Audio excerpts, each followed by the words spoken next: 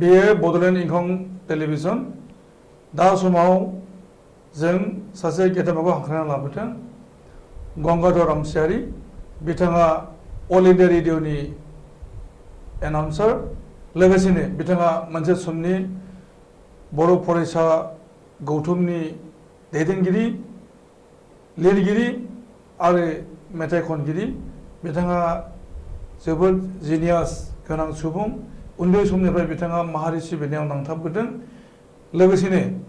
आथिखालाव बिथाङा समाज सिबिनायनि थाखाय गावखौ फोनांथाबगासिनो दङ peoples joint action committee for Bodoland movement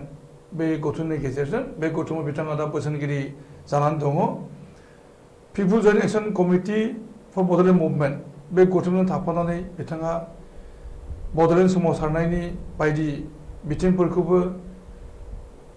मावबाय थानाय जादों आथिखालाव बिथाङा अल इंडिया रेडिअ गुवाहाटी मिरुआव एनाउन्सार जानानै दङ आरो बर' थुनलाइ सिबिनायनि थाखाय बिथाङा गोबांथार बिजाब लिरनाय जादों जोङो बिथांनि जिउनि बाथ्रा लोगोसेनो बिथांनि हाबा हुखानि सायाव जों सावरायनि बड'लेण्ड इंखं टेलिभिजननि बिथिंनिफ्राय बिथांनो जोङो खुलुमनाय होदों आरो बरायनाय होदों नोंथांखौ बरायबाय खुलुमबाय नैबे समाव आंबो नोंथांमोना बे समाव आंखौ लिंनानै लाबोनायनि थाखाय आङो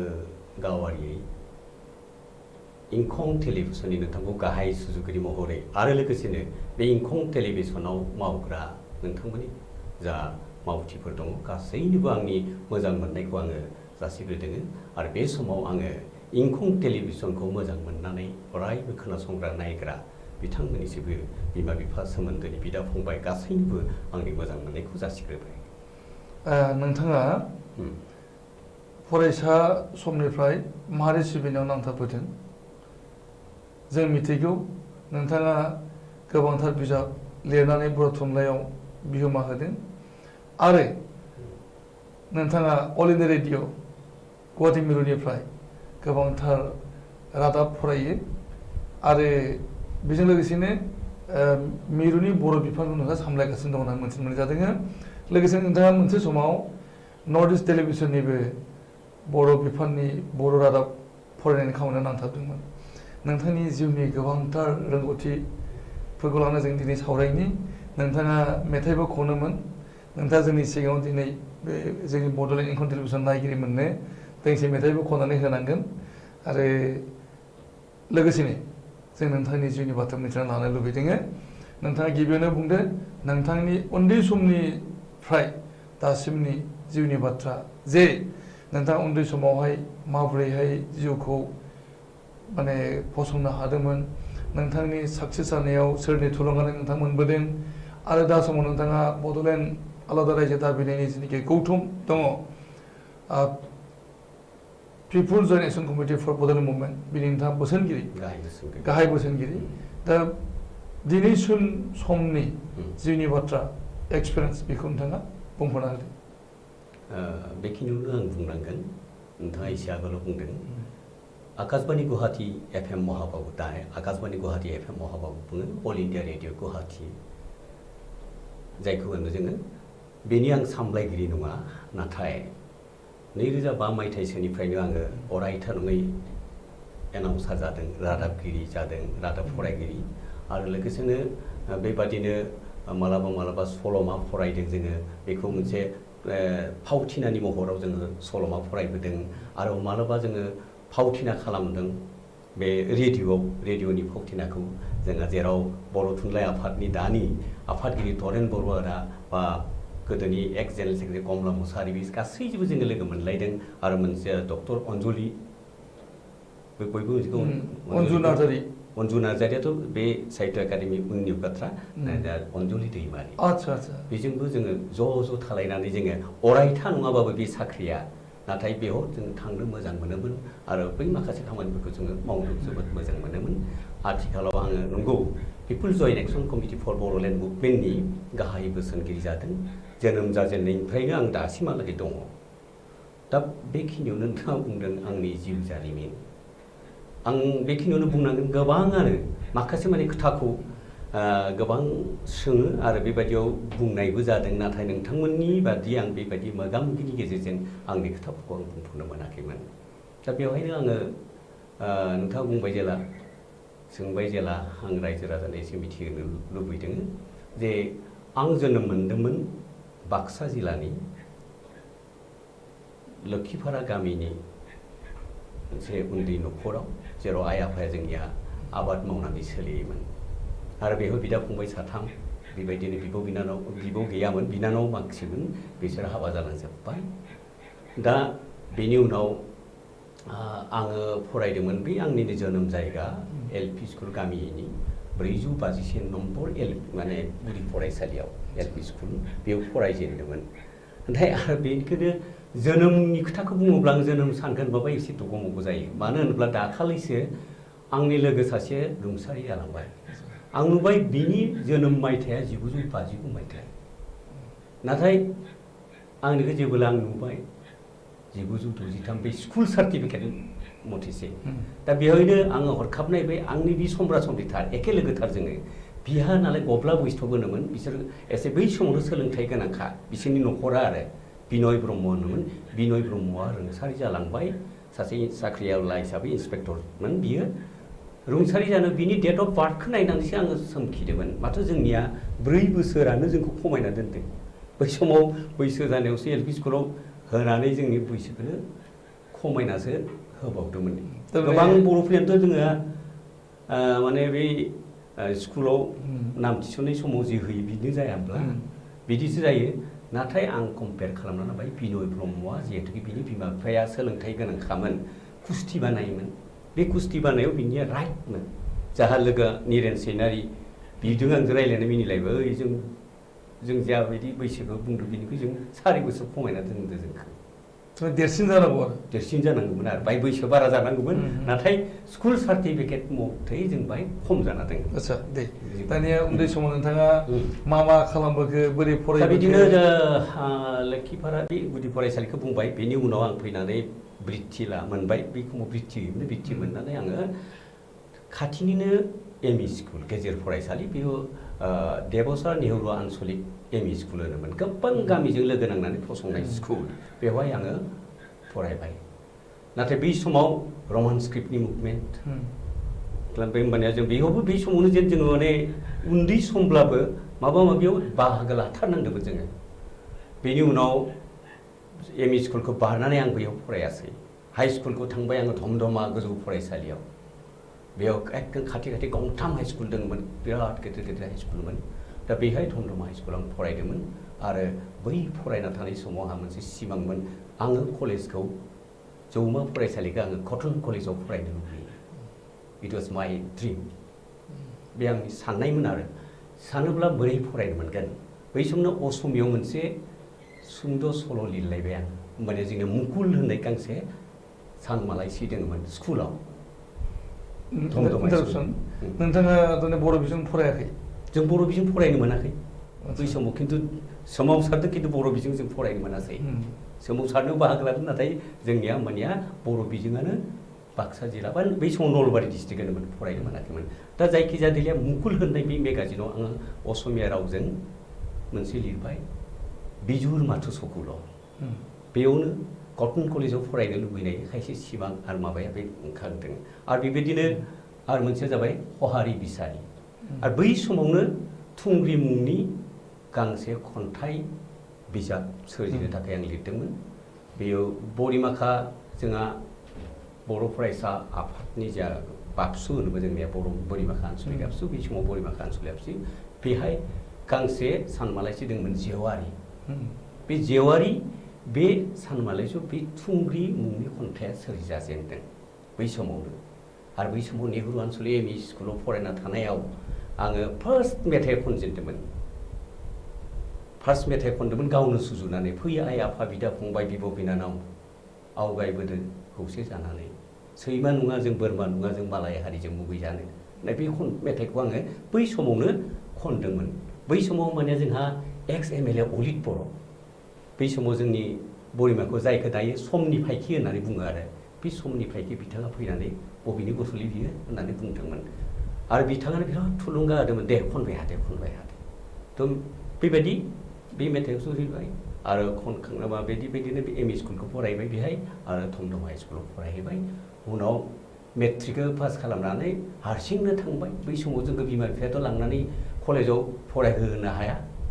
बिदि थांनानै आं कटन कलेजाव एडमिसन गाबख'बाय एप्लिकेसन होबाय होनायनि उनाव बेयावथ' बै समावथ' माइकआवसो गाबख्राव बुङोमोन सोरनिया सिलेक्ट जायो आगोलावथ' बुङामोन एडमिनिस्ट्रेटिभ बिल्डिङाव जिरायजोबनानै थानांगौमोन थानानै उनाव लास्टआव जेब्ला आंनि मुंखौ गाबज्रिदोंमोन कलेजाव एडमिसननि थाखाय बिराद गोसोआव रंजानाय मोन्दोंमोन बे माने कटन कलेजाव एडमिसन मोननायनि बे आंनि जारिमिन नोंथांमोननि बिजनिनि जोंहा कमलाकान्त मास्टर बिबो बसुमतारी बिसोरबो दङमोन बै समाव जोंहा गोगोमथारमोन ग्रुपआ जोंहा रुंसारि जतिन ब्रह्म गसाइगाव कलेजाव लेक्सारार जाना दंमोन बियो मोनसे समाव बिसोर ममद बर' थैलांबाय गोबाङानो जोंनि रुंसारि जालांबाय जोंनि लोगोफोरा जायखिजाया बै समाव आङो एडमिसन लाखांनायनि उनाव कटन कलेजाव बेहाय मा मोनसे जाहैबाय मा डिबेटिं कम्पिटिसन फैलायबाय आङो फार्स्टआवनो बिराद बै डिबेटिंफोरखौ खालामनो मोजां मोनोमोन बेखायनो आङो बे कटन कलेज बायदि जौमा फरायसालियाव आं जुदि डिबेटिं खालामनानै जुदि आं सिलेक्ट जानो हायोब्ला इट इज फाइन आं बेखौ नाजाथारगोन होनना बुंबाय बिदिनो साननानै आंनि मुंखौ होबाय आं होमबानिया बेहाय जोंहा देबेन दत्त सारा इंलिसनि जे प्रफेसार रुंसारि जालांबाय देबेन दत्त सारा बियो होमबानिया चेयारमेन होमबानिया कटन कलेजनि एडमिनिस्ट्रेटिभ बिल्डिङाव जोंनियाव जेरै डिबेटिं कम्पिटिसन जायो बिदि नङामोन एडमिनिस्ट्रेटिभ बिल्डिङाव मोननै साइडखै मोनसे रेड मोनसे ब्लुनि लाइट जोंलायनाय बै समावनो 1979 मायथाइ बै समावनो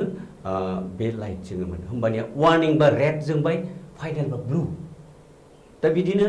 आंबो बे कम्पिटिसनखौ खालामनो गोसो जानानै मा खालामबाय नामखौ होना दोनबाय फार्स्ट एडमिसन लानानै बेनिफ्राय थाङै मुंखौ गाबज्रिनो आंनि मुङा गैया लास्टआव गैया केन्डिडेट्सआ जादोंमोन 32 केन्डिडेट्स बिराद रागाबो सिं गोसोआव रागा जोंबाय आरे गुबुन ओरैफोर बिदिनो खालामो नामा ओरैसो सानलायलांबाय आं मा होनो जोंबोथ' हायो बुंनोथ' हागोन आंबो असमियावबो बुंनो हागोन बै समावनो असमियावनो कम्पिटिसनखौ आङो बाहागो लादोंमोन बेनिफ्रायथ' आङो थांनानै हारसिंनो थांनानै जोंहा खायसे ट्राइबेल लोगोफोर दंमोन बे ट्राइबेल लोगोफ्राबो एनकारेज खालामबाय आरो बिनि उनाव थांनानै मा जाहैबाय बे देबेन दत्त सारा चेयारमेन कन्डाक्ट खालामदों आरो बे डिबेटिंखौ बेनिफ्राय आं बिथांनो बुंबाय सार आंबोथ' मुं होदोंमोन आंनि मुङाथ' गैला दा नामाथ' गैया होनना बुङो ओमफ्राय बिथाङा बारा खोथा बुङामोन बुङो इज इट होनना बुङो इउ गो होनना बुंबाय आरो आंखौ इउ केन गो होनना बुंबाय आरो बिदिनो आंबो थांबाय गोसोआव गोग्लैदों आङो बै कम्पिटिसना ड्रेसनि सायाव लानानै जादोंमोन गावनि गाननाय जोमनाय ड्रेसआ दि मोनसे हारिनि मोनसे रावारिनि बा मोनसे हारिखौ सिनायथि होयो बेनि सायावनो बे माबा डिबेटिंआ जादोंमोन आरो आं सानबाय बैखालि थाङै सासे हिन्जावसाया फार्स्ट मोनबाय जोबनायाव आं कम्पिटिसन बादायदोंमोनबाबो डिबेटिंआव आङो सेकेन्ड प्राइज मोननायसिम इट वाज माइ इन्सपिरेसन आरो बैखालि मोनसेल' गोरोन्थि जादोंमोन बेनि उनाव मोनसे गोरोन्थि जादोंमोन जे स्टेट वाइजआव मोनसे सिलेक्सन डिबेटिं बेखौ नेसनेल लेभेलाव कम्पिटिसनाव लांगोन बेखौ दैदेनलायबाय माया नेभि सेक्सना माने कटन कलेजाव नेभि सेक्सन मोनसे दंमोन बिसोर दैदेननायावबो आं सिलेक्ट जाबाय जा थांनांगौ दिल्लीयाव माने स्टेटनिफ्राय कटन कलेजनिफ्राय आंबो सिलेक्ट मोनबाय थांनांगौ बेनिफ्राय आंहा मोनसे जोंनो गाननाय जोमनाय लंपेन्ट संपेन्ट जन्था सब रेडि होजोबबाय नेभि सेक्सना दिल्लीयाव थांनांगौ बैखालि कटन कलेजनि प्रसपेक्टासखौ नायफ्लांना आंहा मोनसे गोरोन्थि जाहैबाय बे प्रसपेक्टासाव लिरनाय जादोंबो दो students can not carry at least 20% mark they are not allowed to appear and to promote in the second year final exam बेबायदि लिरबाय बेखौ नायबाय आं जोंथ' गोरिब गुन्द्रा न'खरनि मानसि फरायनोसो फैदों आं जुदि बेखि थांना थाहैब्ला एग्जामाव जुदि आङो 20% मोनाबा आरो जुदि आं माबा जायाब्ला आंहाथ' बिराद माबा लस जागोन बेखौ साननानै होमबानिया जोंहा दिलीप चौधुरी सार दंमोन उनाव डिसि जाहैदों दिलीप चौधुरी सारनो बुङालासिनो आङो स्रोदै थाङालासिनो थाबाय होमबानिया आंनि लोगोफोर जतिन ब्रह्म बा धेबर बसुमतारी बिसोरो ध्रुब बिसोर मिथिनानै बिराद आंखौ रायबाय आरो आं थाङालासिनो थाबाय थायोब्लाथ' बिराद हुलुस थुलुस जाबाय मानो थाङासै नों थांनायबाथ' इन्डियाव सिलेक्सन जानायबा नोङो बेखौ एवार्डखौ राष्ट्रपति हादोरगिरियासो होगौमोन ना बे बान्थानि माबाखौ मानो थाङा बे मोनसे जिउनि मोनसे गोरोन्थि आरो आङो सोंना लानायमोनब्ला बे हयथ' बे मिस्टेकआ जानाय नङामोन बे मोनसे माने माब्लाबा दुखु फैयो जिउआव जे आङो सोङालासिनो नोंथाङा फरायसा जिउआव बे मोनसे एक्सपिरियेन्स मोनबाय जे माने नोंथाङा नेसनेल लेभेलनि माबा मोनसे मोननो थांगासिनो दंमोन अफार मोनदोंमोन नोंथाङा बेखौ एचिभ खालामनाय जायो आरो बेबो माने स्टेट वाइजआव कटन कलेजनिबो आं सिलेक्ट जादोंमोन बेखौबो माबाया आरो इन्टारेस्टिं डिबेटिं सेक्रेटारिया सोरमोन मिथिगोना दादि जा BLT नि एकर्ड NDP नि एकर्ड खालामनायाव जाय अफिसारा बाहागो लादों बेनो आंनि लोगोमोन बे जाबाय मा जा तपन डेका बिथाङानो कटन कलेजाव माने डिबेटिं सेक्रेटारि दायो बिथाङा IAS अफिसार दा दिल्लीयावबो मालाबा जग जायो बै समनि गांसे सार्टिफिकेट बिनि सिगनेचार थानायखौ खोथैनोव दाखालि 6 माससो सिगां बिराद सारप्राइज जादों बा ভাল रेकर्ड राखि थैसा दै बिराद खुसि मोन्दोंमोन बे तपन डेकाया बिनि उनावनो बे एग्रिमेन्टआवबो बिथांखौ लाना थांदोंमोन बे दिल्लीयाव जानाय जाय NDF नि जा गोरोबथा जाहैबाय बेयाव बिथांखौ लाना थांदोंमोन बे समावनो बिसोर नोंथाङा कलेज लाइफखौ माब्ला फोजोबखो बेखौ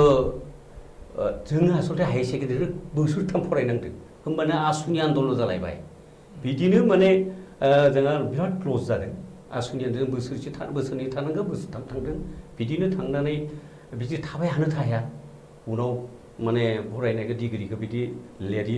बानायनानै 84 85आव पास खालामनांबाय बेनि उनाव मास्टार डिग्रि पलिटिकेल साइन्सखौ आं पास खालामबाय बिनि उनाव खिन्थु LLB खौ फाइनाल इयारहालागै थांदोंबाबो कमप्लिट जानो हायासै बे समाव एसेम्बलि इलेक्सन गेलेनो लाना फैलायबाय हानजासेया बेबायदि LLB खौ प्रिलिमिनारिखौ पास खालामदोंमोनबाबो आं फाइनेलाव माने प्रेक्टिकेलफोरखौ गथायनायनि उनावबो आं कमप्लिट खालामनो हायासै B.Ed खौबो कमप्लिट खालामनाय जायासै कर्सआ जोबजोबनाय बेफोर गोबां माखासे मानि जाहोन दंबावो जे जाहोनफोरखौ बुंजोबनो गोलाव मोनसे जारिमिन जोङो गथिखे एसे क्लुखौल' नोंथांनो होबाय आङो नोंथाङा कटन कलेजाव आर्ट्स स्ट्रिमावमोन आर्ट्स स्ट्रिममोन तपन डेकाया साइन्सआवमोन आं आर्ट्स स्ट्रिमावमोन जेनेबा जोंहा जतिन ब्रह्म जा ममद बर' बिसोरबो दङमोन बै समाव जो खिन्थु आं बिजनियाव फैनाय लोगो लोगो गोसो गोलैदो दै बै समाव जों गुवाहाटी बर' फरायसा आफादनि थाखाय ज' जालायनानै कटन कलेजनिफ्राय जोङो अर्गानाइज खालामनानै बै उलुबारिनि बर' हिन्जावसाफोरखौ जोङो दख'ना फोरलां गानहोनानै बिजनिनि बरलाव कनफारेन्सआव जों लानानै फैदोंमोन कालिराम रामसियारि होमबाने बर' बिजों स्टार्ट खालामजेनहोदों बिसोर मास्टर सानै कमलाकान्त मुसाहारि आरो कालिराम रामसियारि LP बिसोर मास्टर सानै मावनानै बिराद नाजाथाबदोंमोन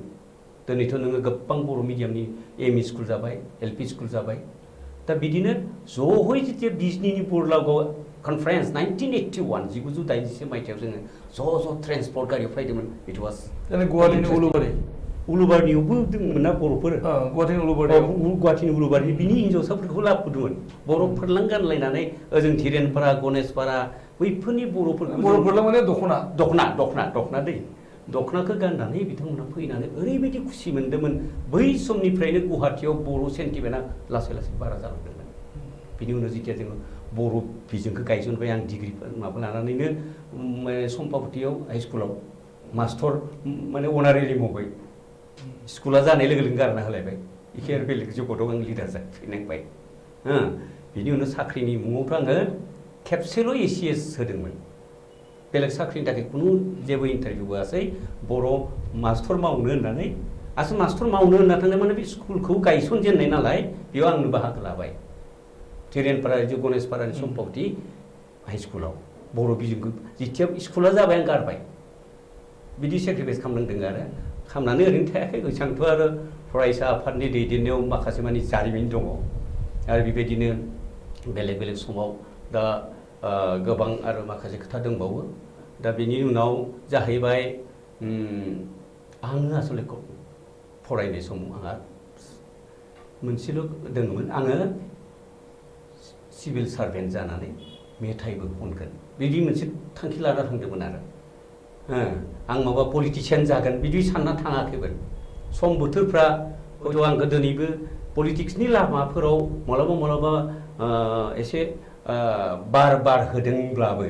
नाथाय दिनैसिम आं प्रफेसनेल पलिटिक्सआवनो थांबोआखै आवगायबोनो हायाखै दा बिदिनो माने फरायनायनि माबाया एम ए पास जादोंबाबो LLB आरो BA दा आंहा कमप्लिट जायासै हिन्दीयावबो प्रबल दा मास्टार डिग्रिखौ मा पलिटिकेल साइन्सआवमोन राजखान्थि आयदायाव आङो बेखौ लादोंमोन जायखिजाया जों गावनि थाखाय साख्रिनि होननानै साननो जोंहा सम गैथ'वामोन बै समाव फरायसा आफादनि दैदेननायनि समाव आरो इन्टारेस्टिं बै समाव जोंहा जों जिथिया कटन कलेजाव दङ होमबाना उपेन्द्रायाबो माबायाव इउनिभार्सिटियाव दंसैमोन आरो बिदि फरायना दङमोन बेनि उनाव बर' फरायसा आफाद होनोब्ला आनसलिक लेभेल डिस्ट्रिक्ट लेभेलाव मा मावदों बेफोर गोबां दंबावो हिस्ट्रिया नाथाय दुलाराय बर' फरायसा आफादनि प्लेटफर्माव फैजेनो आङो 1987 मायथाइयाव फैदोंमोन बरलाव बिजनियावनो बेबायदि नोंथाङा हयथ' रोमै गोसो गोलैगोन बै समनि कनफारेन्सखौ जेराव माने बडिखौ लानानैनो एसे दावराव दावसि जादोंमोन दीपक बसुमतारी जोंहाय राजेन खाख्लारिखौ आफादगिरि गाहाय नेहाथारि होदोंमोन बै समाव आंखौ गुवाहाटी डिस्ट्रिक्टनिफ्राय एसिस्टेन्ट सेक्रेटारि होदोंमोन उनाव प्रेसिडेन्टखौ लानानै एसे गोसो गोरोबलायिनि जोंहा बरपेटानि बै समाव बरपेटा डिस्ट्रिक्टमोन लायो उपेन बर' देउरि मास्टार बिथाङाबो दङमोन बाहागो लानायाव माने बडि फर्मेसन समाव सासे माने डेम'क्रेटिकलि सिलेक्ट जालांबाय हादोंमोन नाथाय गवालपारा डिस्ट्रिक्टआ हयथ' करेन बसुमतारीखौ आफादगिरि हिसाबै सायख'बाय ओजोंहाय दीपक बसुमतारी दा गोरोबलायनो हायियाव एसे बाय नांलाय खमलाय जाबाय बेयावनो सासे बाय माने आंखौ बेयाव बुंखांलायलिया बिथाङा एसे बाय दावराव खालामनायाव जोंहा उपेन बर' बिथाङा होनबाय नोंथाङा मा डेम'क्रेसिखौ मानो फल' खालामा मानो बिदि रागा जों उपेन देउरि बिथाङा होननायाव आरो जायखिजाया बिथांमोना मोनसे खम समाव वाकआउटबो खालामलांदोंमन आरो इयुनाव खिन्थु रायलायलायनायनि गेजेरजों आरोबाव धमधमाव 1983आव आरोबाव बर' फरायसाखौ रिसाफल खालामफिननाय जादोंमोन जेराव आंखौ बेयाव एसिस्टेन्ट सेक्रेटारि होफिनदोंमोन बे समावनो जा सानसुमा खुंगुर बैसुमतारी जायखौ बयबो मिथिजोबगौ बिथाङा गाहाय नेहाथारि आं एसिस्टेन्ट सेक्रेटारि बै समाव बिथाङा लिरनाय लाइजामा आंनिसिम एसिस्टेन्ट सेक्रेटारि हिसाबै लिरनाय लाइजामा दाबो आंनि आखायाव दङ गोसोखांदों आं बिथांनि हेन्ड राइटिंफ्रा बिराद मोजां मोनदों समायनाथारमोन जा सानसुमा खुंगुर बैसुमतारीनिया बाथ्रा बुंदों जिबायदि मोजां बेबायदिनो बिनि हांखोफोरा लिरनाय हांखोआ बिराद मोजांमोन दा बेखायनो आं बेखौ गोसोखांदों ओजोंहाय लास्टआव करेन्द्र बसुमतारी बिथाङाबो जाबाय बै समाव माबा माबि दान्थे बिदान्थे जादोंबाबो बे जारिमिनफोरखौ बारा बुङाब्लाबो आं बुंनांगोन जे जोंनिया गोदोनि दान्थे बिदान्थे बे मोनसे खान्थिनि थाखायसो जादोंमोनथ' करेन बसुमतारीया उनाव PDFनि वार्किं प्रेसिडेन्ट जानानै आंजों खामानि मावबाय बिदि दा जायखिजाया साख्रि मावनाय जायासै उनाव नाथाय मेथाइ बा डिबेटिं बा माब्लाबा सल'मा फरायनाय खन्थाइ आवरायनाय नाटक खालामनाय बेफोरखौ आंहा मोनसे गोसोआव बिराद गोजोननाय थायो बेखायनो आङो जेथिया ध्रुबजित ब्रह्मदया थाबाय बै समाव थांनानै माखासे मानि होमबानिया आङो रिकगनाइज नंथ'वा आं नाथाय ओरैनो इयुथ प्रग्रामफोराव थाङोमोन थांना बियो गोबां प्रग्राम खालामनाय जादों बेफोरखौ बुंख'जोबनो हालिया जोबनायाव बिथाङा आंखौ इन्टारभिउ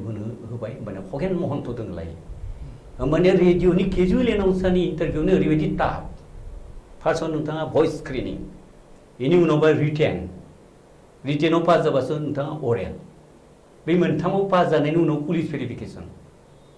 बे मोनब्रै स्टेपथारखौ बारोब्लासो जेन जोंहा केजुवेल एनाउन्सारखौ बै समाव मोननो हादोंमोन आंसो सानो आं साख्रिनि मुङाव ACS आनजादखौल' होदोंमोन बे प्रिलिमिनारियावबो पास जाबाय फाइनेलावबो पास जाबाय बेनिफ्राय हादोरगिरिनि सासन जानायाव अरेलाव 200 मार्कआव थालांबाय बेबायदि मोनसे जाना दङ आरो जायखिजाया बे जाबाय साख्रि मावनाय जायासै दा बिनि उनाव खिन्थु जोङो रेस्टलेसलि फैबाय थानांदों जोङो हारिनि थाखायनो समाज सिबिनायनि थाखायनो माबा खोथाखौ गावनि थाखाय जेबो सानफ्लांनो हायासै आं नुबोनायाव आङो नुदों रमान स्क्रिप्टनि मुभमेन्ट आं नुदों उदेसल रायजो दाबिनायनि सोमावसारनाय आं नुबोदों आलादा रायजो बड'लेण्ड बर' हादोर मिसिं बर'लेण्ड बैफोर माखासे मानि जारिमिन दा बेफोरखौ बुंनो गोनांबा दिनै हयथ' गासैखौबो फोजोबजोबनो हानाय नङा थेवब्लाबो जिखिनिखौ हायो बेखिनिखौल'सो हयथ' नोंथांनो आङो बुंनांगोन। दा बिदिनो माने फैयै फैयै आङो बर' फरायसा आफादनि लोगोसेनो बै समावनो जोङो all Assam tribal students union Malay Pegu सय्य सचि राभामोना दानाय समाव आंबो नलबारि डिस्ट्रिक्ट ट्राइबेल स्टुडेन्टस इउनियननि आफादगिरि जाबाय। गाहाय नेहाथारिमोन गकुल कसारि, बे रेडिअ दा अफिसार एसिस्टेन्ट स्टेसन डिरेक्टर, बियो प्रेसिडेन्टमोन, आङो सेक्रेटारि। बेनि उनाव लास्टआव डक्टर रनज कुमार पेगु, बिथाङा अल आसाम ट्राइबेल स्टुडेन्ट इउनियननि आफादगिरि जाबाय। आंखौ मेथाइ खननायखौ मोनसे बिराद रेलि जादोंमोन माबायाव जज फिल्डआव। बेयाव मोनसे असमिया मेथाइ आंखौ माने सोरजिनो होनायाव आङो बेखौ सोरजिनानै बेखौ ग्रुप सं मेथाइ खनदोंमोन। बेयावनो बैखालि आंखौ बिसोर लेस्टआव ओमफ्राय माने सेन्ट्रेलनि कालसारेल सेक्रेटारि होना होबाय आंखौ अल आसाम ट्राइबेल स्टुडेन्टस इउनियननि। बेयाव खनदोंमोन पाहारे भुयामे ओय जनजाति মুক্তির সংগ্রাম লাগে আমাক জিয়াই থাকি বলে সংগ্রাম লাগে আমাক সংগ্राम बेबादि मोनसे मेथाइखौ सोरजिनानै जिथिया ग्रुप सं खनदोंमोन जोङो जज फिल्डआव, बैखालि रनज पेगुआ दा एमएलए जाबाय आंनि लोगो हिसाबै, माने आंखौ कालसारेल सेक्रेटारि होनायसै। बिनि उनाव बे परिक्रमाया ट्राइबेल स्टुडेन्टस इउनियननि परिक्रमा नोंथाङा मिथिगौ, बै समाव ट्राइबेल फरायसा आफादखौ दानो गोनां जादोंमोन। बे आसुनि बिदेशी होखारनाय आन्दलननि समावनो ट्राइबेलफोरा जोंहा माबाखौ जों गोरोबनो हायाखैमोन। ट्राइबेल फरायसाफ्रा जोंनि थाखाय मालाबा उल्था खायसे जोङो दाबिफोर नुदोंमोन, जायनि थाखाय जों गोरोबनो हायाखैमोन। जों आलादायै माखासे माने जोङो अर्गानाइज खालामना जुजिदोंमोन। बेखायनो बै समाव जोंखौ बाराद्राय इन्डिजिनियास ट्राइबेल्सफोरखौ बाराद्राय मोजां मोनामोन बै समनि अल आसाम स्टुडेन्टस इउनियना। जों बिसोरजों ज' थांलायनो हायाखैमोन बै समाव। दा बिदिनो फैनानै फैयै फरायसा आफादनि बे माबाया 81 नि फैनानै जोंहा माखासे मानि जारिमिन हयथ' दोङो 85, 86 निफ्राय 87, 88, 89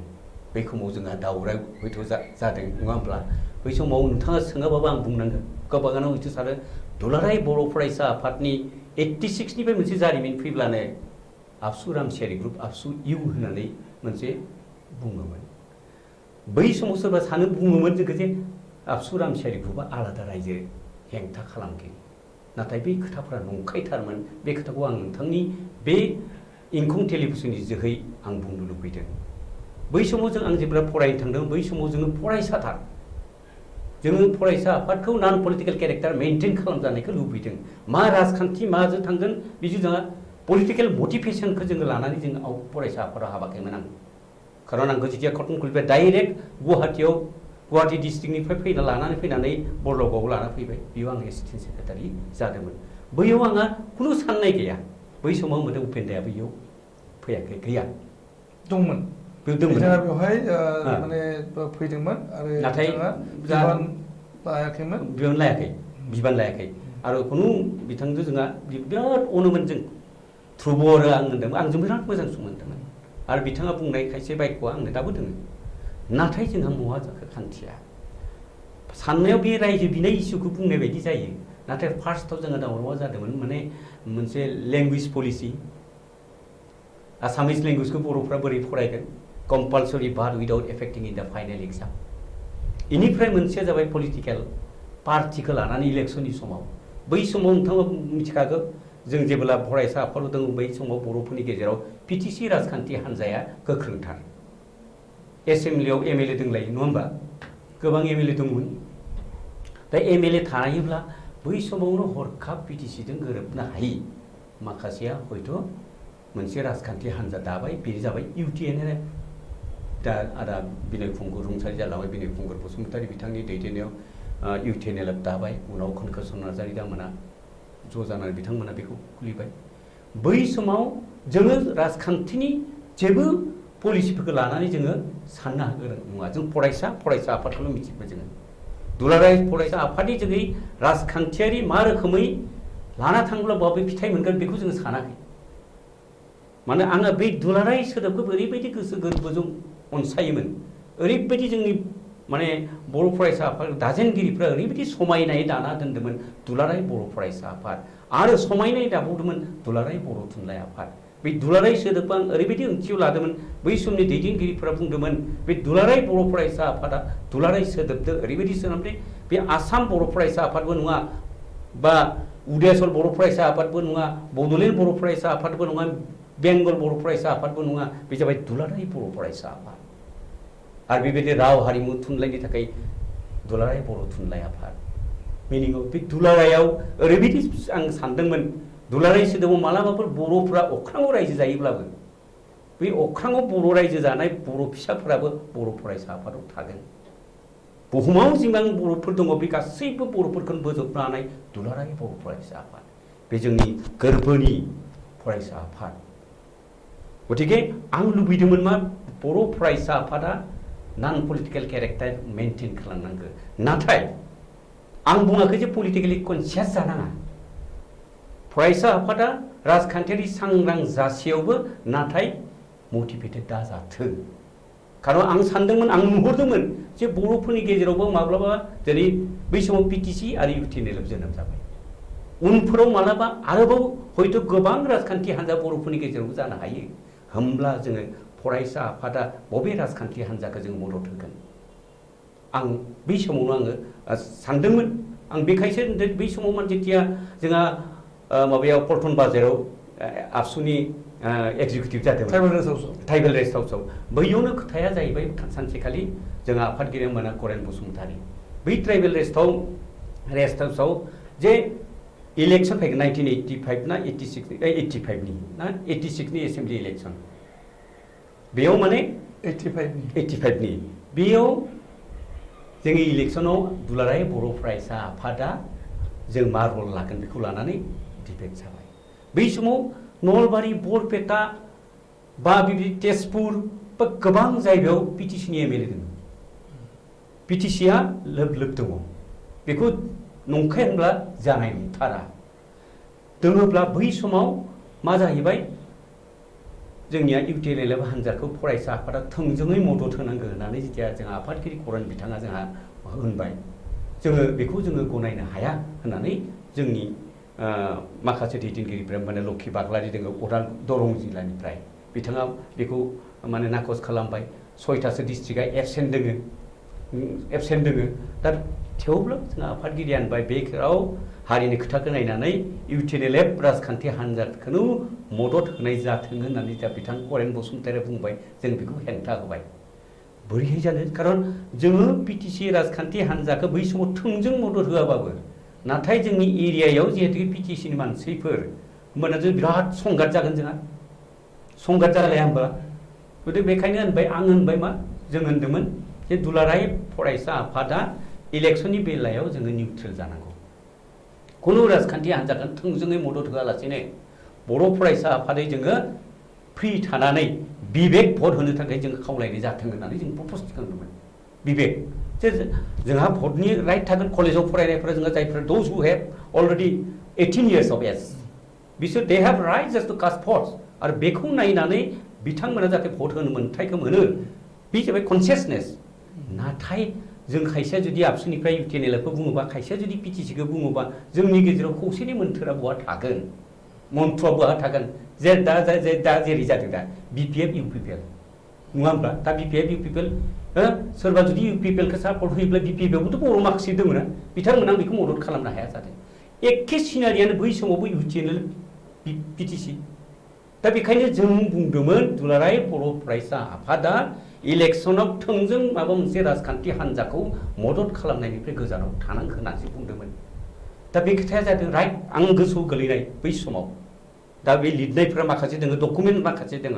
जायखौ बे डकुमेन्ट्सफोरखौ आङो मालाबा समाव बेयाव आं बिजाब गांसे सुजुनो नाजादों जायगा समा जायखौ बावगारगोन होननानै आं बुंखौ दोनखाबाय समा जायखौ बावगारगोन बे आबुं महराव डकुमेन्ट्स होनानै हयथ' बेखौ दोनलांजागोन बे आङो खुनु दान्थे बिदान्थेनि थाखाय आं बे खोथाखौ बुङाखै नाथाय दिनैनि इयुन जोलैखौ आं जेनेरेसनखौ आंनि बै समनि खोथाखौ बुंनो थाखाय आं लुबैदोंमोन बिनि उनाव जोंहा बै एक्जिकिउटिभआव बेबायदि जोंहा बिथां आफादगिरिया खामानि होबाय नालाय आङो गोसो जायोबा अदालगुरियाव आङो इउटिएनएलनि जानानै आङो केनभास खालामसिगोन होनलायलायबाय बुंदोंमोन दै करेन बसुमतारी बिथाङा मोनसे समावथ' जोङो गोरोबलायनानै पिडिएफनि वार्किं प्रेसिडेन्ट जालायना ज' मावलायनोबो हादों जोङो बै समनि जोंहा खान्थिनिसो जुजिनायमोन नालाय जों गोरोबफिनलाय हालायदोंमोन दा बेखायनो उनाव मा जाहैबाय जोङो बेखौ जों अपोज खालामबाय इन ब्लेक एन्ड व्हाइट बेनि उनाव जोङो कनफारेन्स फैबाय रौतायाव 1986आव 1986 मायथाइयाव जोङो बयबो दे जि जायो जोङो कनफारेन्सआवनो सावरायलायदोनि कनफारेन्सआव सावरायबावलायदोनि होननानै जोङो गासैबो डिस्ट्रिक्टफोरा फैजोब्बाय गासैबो फैजोब्बाय तेजपुरनिफ्राय नलबारिनिफ्राय बरपेटा कामरुप बा क'क्राझार गासैबो डिस्ट्रिक्टआ फैबाय बैयाव आङो दिनै बुंनांगोन स्पष्ट भाबै मोनसे जाथाय जादोंमोन जाहैबाय मोनसे compulsory but without एफेक्टिं in the final exam Assamese लेंगुवेजखौ लानानै जोंहा नलबारि डिस्ट्रिक्टनि आबसुनि डिस्ट्रिक्ट कमिटिनि आफादगिरि सत्येन्द्र भूषण लाल बर'आ दा कलेजनि लेक्सारार बियो दा कलेजनि लेक्सारार बे डिम'रियाव दोङो दा बियो माबा मोनसे स्पिचखौ होनानै इन फेभार अफ जे बर' थुनलाइ आफादा जा डिसिसनखौ लादो बेखौनो फरायसा आफादा जोङो गनायनांगौ होनना बुंहांदोंमोन बे समावनो आं हयथ' बुंनांगोन जे सोर सासेया जाखोथाय बै माने हलाव जोंहा डेलिगेट हलाव माने सुइच मोनसेखौ दांनानै लाइटखौ खोमोरना होबाय खोमसि जाजोब्बाय खोमसि जानाय लोगो लोगोनो बेयावनो सोर फैखो बै सत्येन्द्र भूषण लाल बर'खौ सोरबा एसे बक्सिं होफैबाय आरो एसे माने बुदला बुसि खालामफैदों बेनिफ्राय बेयाव जोंनि बे हलाव थानाय गासैबो दुखु मोनबाय गोबाङानो जों नलबारि बरपेटा कामरुप तेजपुर लखिमपुर बै डिस्ट्रिक्टफोरा गाज्रि मोननानै जोङो बैखालि बेबादिथ' जोङो डेलिगेट हाउसआव थाबाय हानाय नङा जोङो वाकआउट खालामदोंमोन ओंखारबोदोंमोन ओंखारबोनायनि उनावबो जोङो आरोबाव बर'माव फैनानै मिथिं जाबाय र' जोङो रिजलिउसन आखारै बै जाथायखौ सोंखारिनाय लोगोसेनो इलेक्सनाव इउटिएनएलएफ हान्जाखौ थोंजोङै मदद होनाय बा बर' थुनलाइ आफादनि डिसिसनखौ गनायनाय बैखौ लानानै जोङो रिजलिउसन हरबावदोनि होननानै जोङो बर'मायाव मोनसे स्पेसियेल कनभेनसन खालामदोंमोन बे कनभेनसनावनो नलबारि बरपेटा कामरुप लखिमपुर गोबां डिस्ट्रिक्ट दिनै हयथ' गोबाङानो हयथ' बेफोरखौ लिराखै गोबाङानो बै समनि मेगाजिनफोरखौ फरायब्ला हयथ' मोनगोन जारिमिनाथ' ओरैनो जोबना थाङा हिस्ट्रि रिपिट्स इटसेल्फ सोरबा थारखौ जुदि लाखोमानो नाजाबाय हिस्ट्रि रिपिट्स इटसेल्फ बे ओंखारखागोन नङा होमबा नोंथां दा बेबायदिनो मा जाहैबाय जोङो बैयाव थांखि लानाय रिजलिउसन लानानै जोङो हरबाय जे बै डिसिसनखौ बोखांनांगौ बर' फरायसा आफादनि खौसेथिनि थाखाय नाथाय बोखांना लायासै जायनि थाखाय जोंहा बर'माव जानाय बै स्पेसियेल कनभेनसनाव जोङो नितिगत भाबै बैफोरखौ जोङो अपोज खालामलांनो थाखाय बेबायदि थांखिफोरखौ जों अपोज खालामनो थाखाय दुलाराय बर'फोरा जों मोनसे गौथुम दाबाय बेखिनिया जों बहा थानो मोनसेथ' प्लेटफर्म नांबाय जि खान्थिखौ जोङो माने जों अनसायनो हायाखै बे खान्थिखौ जोङो जुदि डेम'क्रेटिकलि जोङो जनायनायावबो मिथिं होनायावबो जुदि जोंखौ अनसायाखैबा right now we have to form one organization based on the constitution of that very organization बेखौ लानानै जोङो रायलायनायाव गासैबो नलबारि बरपेटा तेजपुर लखिमपुरनि गोबां फैनायफोरा होनबाय जोङो मोनसे प्लेटफर्म दादोनि उनाव जों सावरायलायनानै मा खालामनाय जायो उनाव जागोन दाना लादोनि उनाव होमबाने आं माने आफादगिरि नङा बै समाव निरेन सैनारिया गाहाय नेहाथारि जाबाय बरपेटानि सुरेन बर'आ प्रेसिडेन्ट जाबाय तेजपुरनि ललित बसुमतारिया स्पिकार जाबाय ओजोंहाय कान्त नार्जारिमोन दोङो बिदिनो जोंहा लखिमपुरनिफ्राय रेवेन गयारिमोन थाबाय बेबायदि गोबां दैदेनगिरिफोरा दाबो साखि जानानै दङ बेवहाय माने जोङो गनायनो हायैखौ बेबायदि जोङो लानानै बेखौ जोङो बे समाव नोंथाङा मा बिबान दं आं माने लेङाइ आफादगिरि खोनादोंमोन खिन्थु मानोबा रिपर्टिंफोरा आंनि नाम माबायावसो आबसु आर बा जाबाय बिदिनो लिरनायावनो आबसु आर जालांबाय नाथाय बै समाव गावजेननाय समाव जोंहा सुरेन बर'आसो आफादगिरि निरेन सैनारिया गाहाय नेहाथारि ललित बसुमतारी तेजपुरनि बे स्पिकार बे रेवेन गयारि आरो क'क्राझारनि जोंहा इस्लारि बे रुंसारि जालांबाय दरंनि लक्षी बाग्लारि जा बिहुदानि फिसाज्ला सिमांमोनबो दं गोबां दङ गासैफोरबो बेखौ लानानै जोङो बेखौ थांखिखौ लादोंमोन नाथाय जोबनायसिम जोङो माब्लाबाबो जोङो गोरोबनाय फैफिनगोन बे साननाया दङमोन जेथिया BSA एकर्डआ जाबाय जों लासै लासै जोंनि गौथुमफोरखौ बुंबाय आरो बेखौ दान्थे बिदान्थे खालामबाय हानाय मानि जोङो ज' जाफिननांगौ बेबायदिनो तामुलपुराव इमानुएल मुसाहारिया मिथिगोन गोबांनि जों ज' जालायनानै मदन मुसाहारि दोङो गासैबो ज' जालायनानै मोननैबो ग्रुपनि जों सावरायनानै जोंनि डिस्ट्रिक्टआव लासै लासै ज' खालामफिनबावदोंमोन बे उननि फोरजाय नाथाय आंनि बे खोथाखौ बुंनाया जाहैबाय बै समाव जोंखौ माब्लाबा होनदों आलादा रायजोनि हेंथागिरि होननानै बुंदोंमोन इट वाज क्वाइट रं बे नंखाथारामोन बै समाव जों होनदोंमोन पलिटिकेल इस्युखौ पलिटिकेलि सल्भ खालामनांगोन होनदोंमोन दुलाराय बर' फरायसा आफादनि जि केरेक्टार बेखौ मेनटेन खालामनायनि गेजेरजों राजखान्थियारि जि जेंना नांगौ UTNL PTC दोङो मोननैबो बेखौ पलिटिकेल एंगेलाव बे बेलायाव जों सावरायनि दानिया जों दान्दिसे ब्रेक लानि फैफिनदों नोंथाङा जिनोखि गोलाव जारिमिन जिउनि एक्सपिरियेन्सखौ बुंदों आरो गोबांथार दंबावो दा दुलाराय बर' फरायसा आफादखौ मोननै महराव जों मोननो हादोंमोन मोनसे उपेन्द्र ब्रह्म दैदेननाय दुलाराय बर' फरायसा आफाद आरो सुरेन बर' दैदेननाय दुलाराय बर' फरायसा आफाद मोननै दा बे मोननै गावनि खोथाखौ नोंथाङा बुंबाय मोननै जानाय खोथाखौ नोंथाङा बुंखाबाय जे मा जाहोनाव दुलाराय बर' फरायसा आफादखौ खावनै महर होनाय जादोंमोन आरो बिनि रलखौ नोंथाङा लानो बायद' जादोंमोन नोंथाङाबो बुंबाय आरो उन समाव नोंथाङानो बे दैदेननायनि दायित्वखौबो लाबाय दा जों बे बेलायाव जों थांफिननि जे बै समाव नोंथाङा जिनोखि रल प्ले खालामदोंमोन जे आलादा हादोर बा आलादा रायजो दाबिनाय इस्युआ बे पलिटिकेल आरो पलिटिकेल इस्यु हिसाबैहाय बेखौ फरायसा आफाद गौथुमा बेखौ माने दैदेननाय एबा बेखौहाय माबा लानानै बे डिमान्डखौ लानानै राजा लामायाव ओंखारनाय बा दाबिनाय सोमावसारनाय हाबाफारि लानाया थिग नङा नोंथाङा बे समाव बांबुंथिमोन नाथाय माने सोमावसारनायाथ' जाबायानो 1987 मायथाइनि 2 मार्च खालारनिफ्राय जुरिबाय फैयै 1993 मायथाइनि 20 फेब्रुवारि खालि सुक्तिबो जाबाय बेनिफ्राय BEC फर्म जाबाय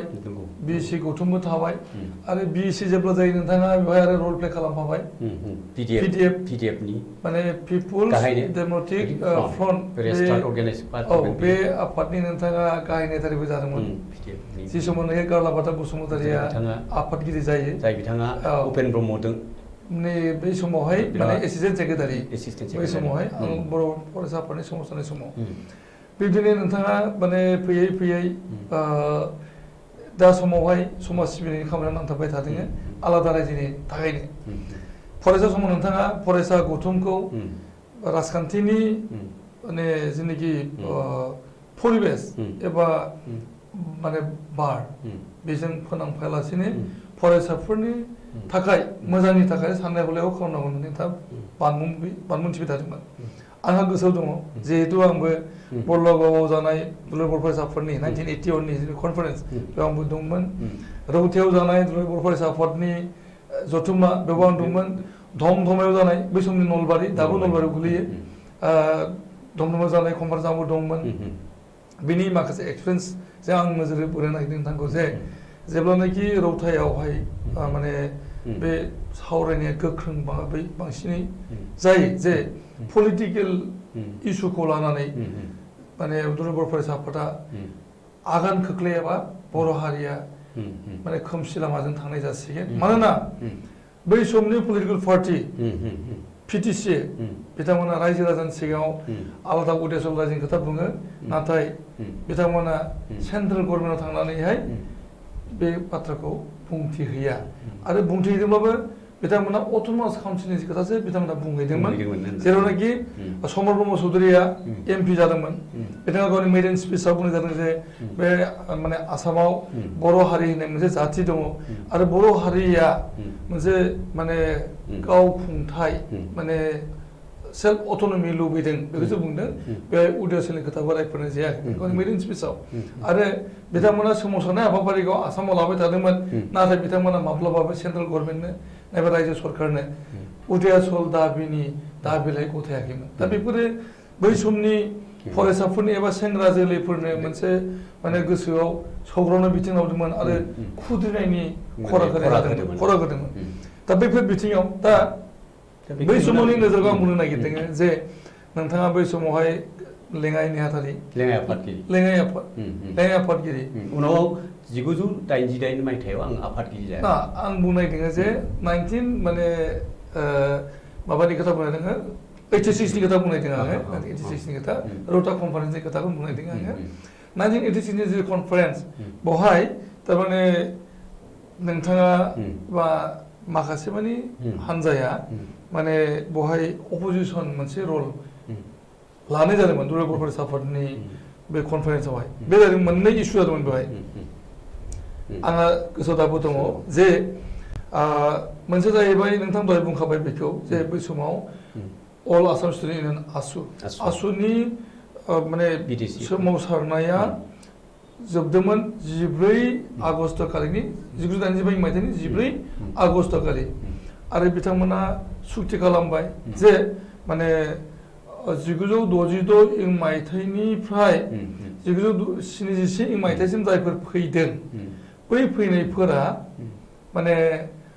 10 बोसोरनि थाखाय माने भट अधिकार होनाय नङा कि थानो मोनगोन बेनिफ्राय 1971 मायथाइनि उनाव फैनायफ्रा बांलादेशआव थांफिननांगौ नैबे एग्रिमेन्टजों सुक्ति खालामदोंमोन आरो बेवहायनो गोबांथार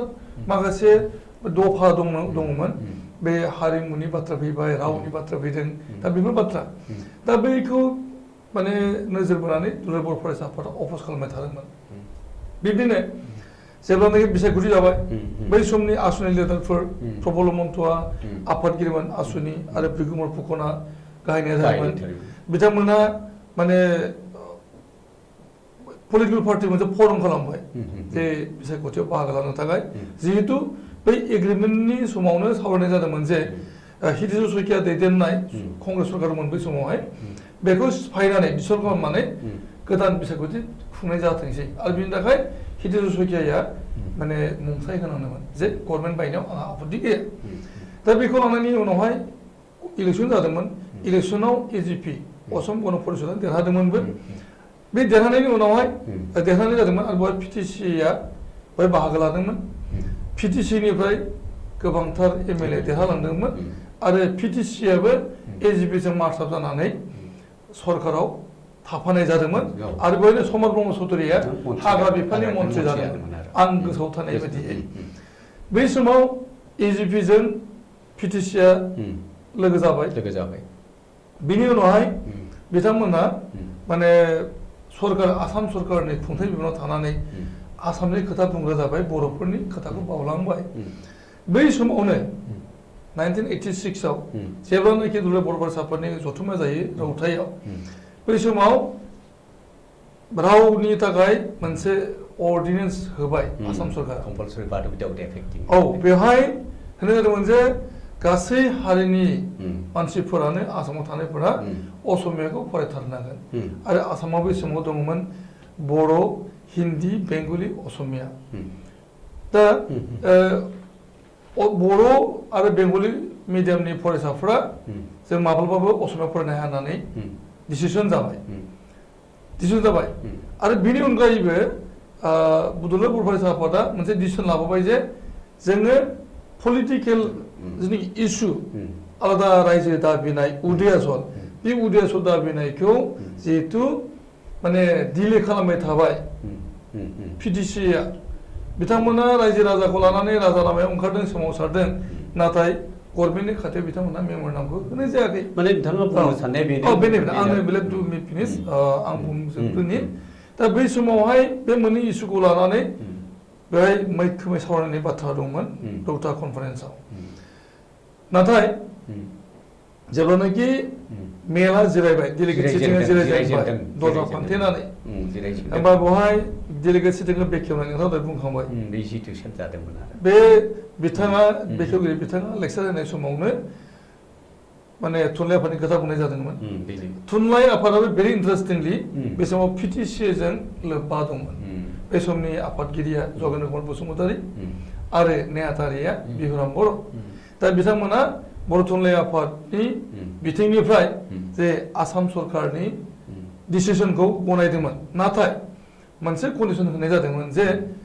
असमियाखौ कम्पालसरि खालामनायखौ मानिनानै खिन्थु उइदाउट एफेक्टिं टु दि एग्जामिनेसन बेखौ बुंनाय जादोंमोन बर' थुनलाइ आफादनिफ्राय आरो बेखौ मानिगोन होननानै कमिटमेन्ट होनाय जादोंमोन आसाम सरकारनि बिथिंनिफ्राय जेरावनाखि पिटिसिनि एमएलए मन्त्रि समर ब्रह्मचन्द्र बिथां मन्त्रि आरो एमएलएफ्राबो बे गाबख'नाय जादोंमोन आरो बेखौ गनायनाय जागोन होननानै कमिटमेन्ट होदोंमोन माबानिफ्राय आसाम सरकारा दा बे इस्युखौ लानानै नाथाय बर'फ्रा एबा बेंगलि मिडियामनि थाखाय जायफोरनाखि नांसोमनाय दंमोन बे समाव बिथांमोना मानिनो हायाखैमोन जे जों फरायथारा असमियाखौ बेबायदि मोसनाव दंमोन दा बे समाव नोंथांनि सेक्सन नोंथांनि सापर्टार फरायसाफोर दङ थुनलाइ फरायसाफोरनि बे समनि दैदेनगिरिमोन दं बिथांमोना नाथाय बर' थुनलाइ आफादनि सापर्टार दंमोन जायनाखि बेखेवगिरि बिथाङा बाथ्राखौ बुंदोंमोन बेराफारसे नोंथांमोना पिटिसिनि जेनाखि आं बेखौ बुंनायदों जे पिटिसिजों नोंथांमोननि गोबांसाया सोमोन्दो लाखिबाय थानाय जादोंमोन बेखौ नोजोराव गोलैदोंमोन आरो बेनि साखिया आंबो सासे बेनिफ्राय भेरि इन्टारेस्टिंलि बेनि जथुम्मानि अपेन सेसनाव मन्त्रि समर ब्रह्म चौधुरी सरनार्जारि बिथाङा बेखेवगिरिमोन आरो आलासि महरै समर ब्रह्म चौधुरी दंमोन बिथांमोना गेल' मिलनिसो आलासिमोन नाथाय बिथांमोना रौता कनफारेन्स जानायनि सानसे आगोलनिफ्रायनो रौतायाव केम्प खालामदों बिथांमोना भेरि इन्टारेस्टिंलि बेफोरखौ नोजोराव गोलैनायनि उनावहाय बयबो साननाय जादोंमोन मोननै ग्रुपआव डिभिजन जानाया बेनो आरम्भ जादोंमोन जे पलिटिकेलनि मानसिफोरा सानसे आगोलावनो केम्प खालामफैदों रौतायाव बेराफारसे नोंथांमोननि ग्रुपआ बर' थुनलाइ आफादनि थाखाय मानिनो ओंखारबाय दाने असमियाखौ फरायनोसै नाथाय एग्जामिनेसन बेखौ नोंथांमोना बुंनो नागिरबाय दा बेहायनो खावनाया जादोंमोन आरो नोंथांनि खोथायावनो आंनि दा बेफोर जादों दा बेहाय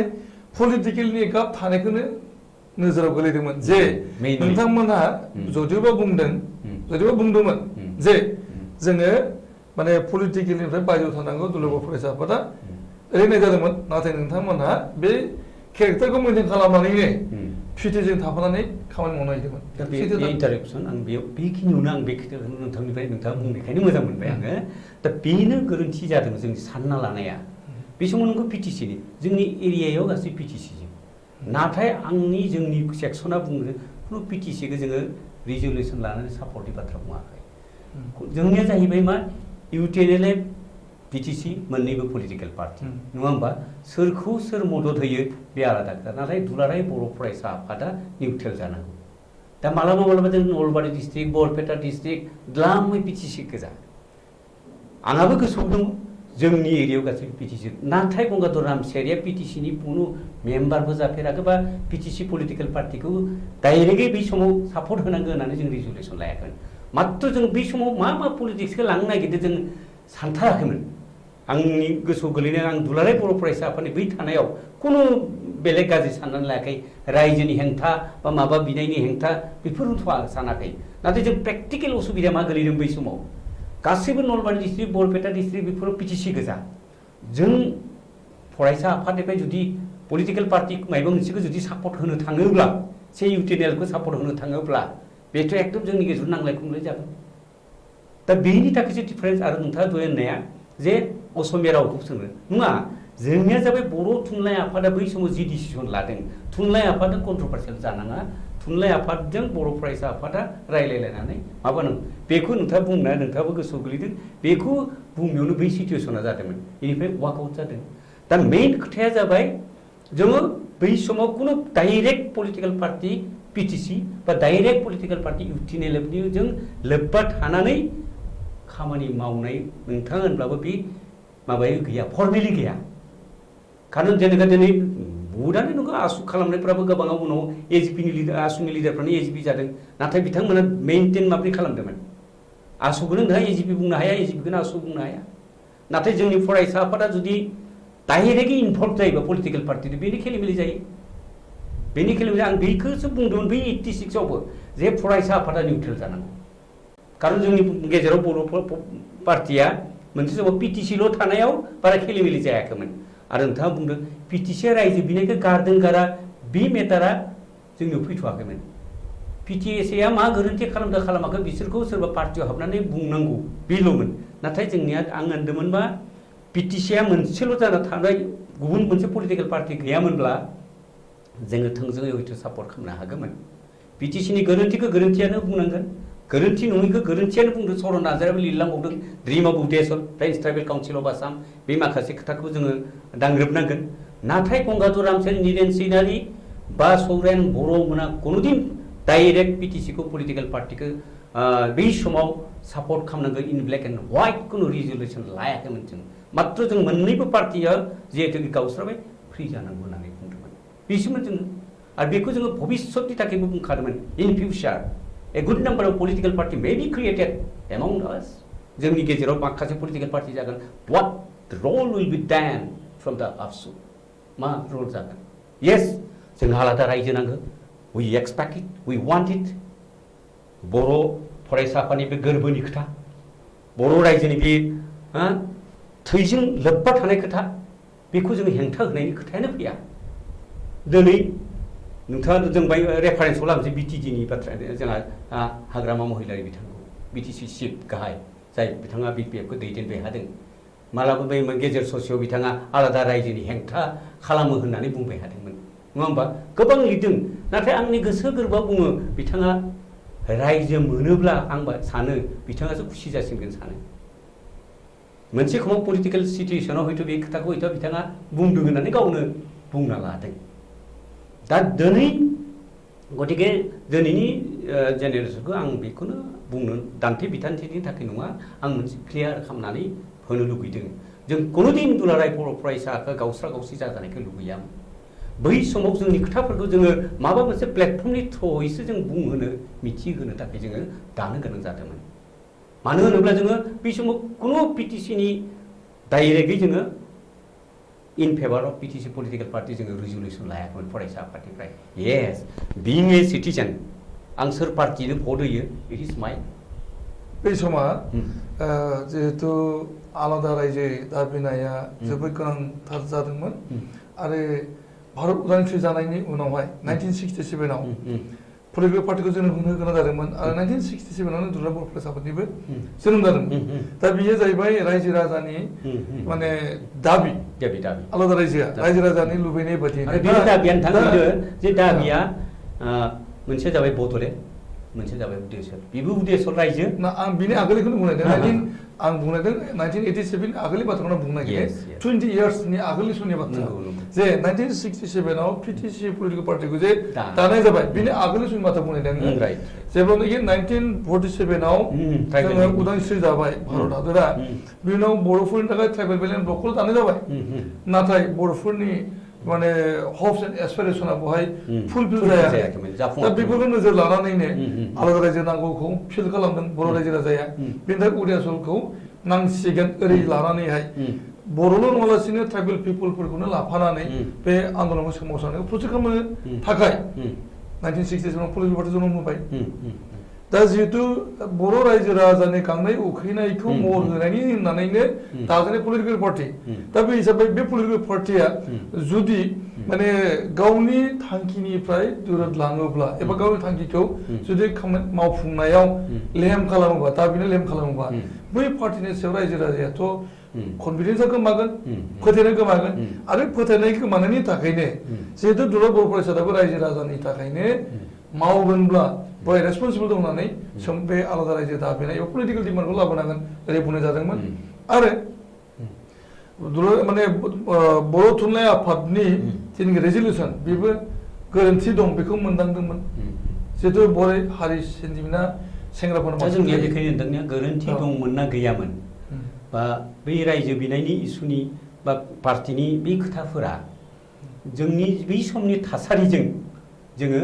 बेखौ माबोरै लांनांगोन बै समाव आल्टिमेटलि आं बुंनाय नङा आल्टिमेटलि उन जों देरहादों बुंनांगोन जोङो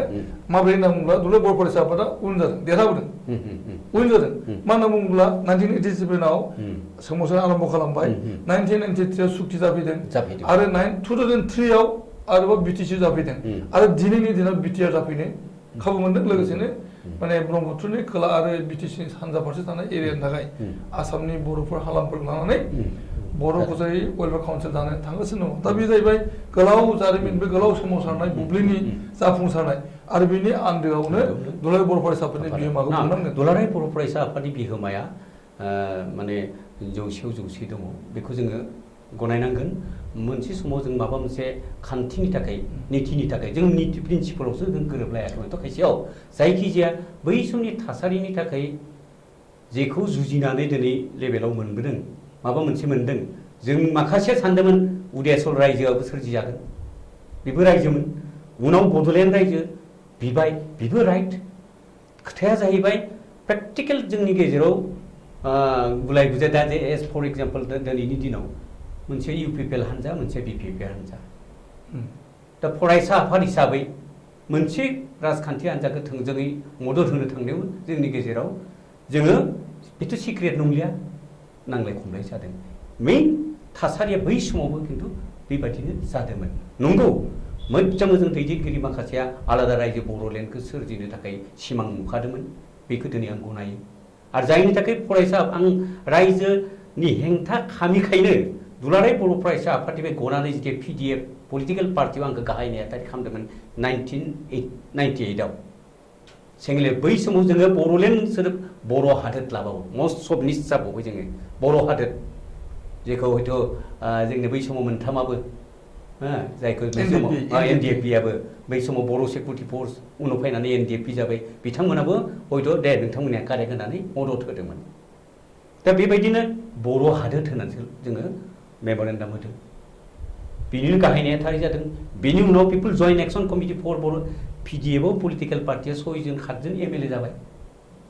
एमएलए थाबाय बै समाव जोङो पिडिएफआ मा रखम सेक्रिफाइस खालामदोंमोन नोंथांनो आं बुंनांगोन दिनै रायजोफोरनो मोनसे समाव दुलाराय बर' फरायसा आफादनिफ्राय बुंबाय जे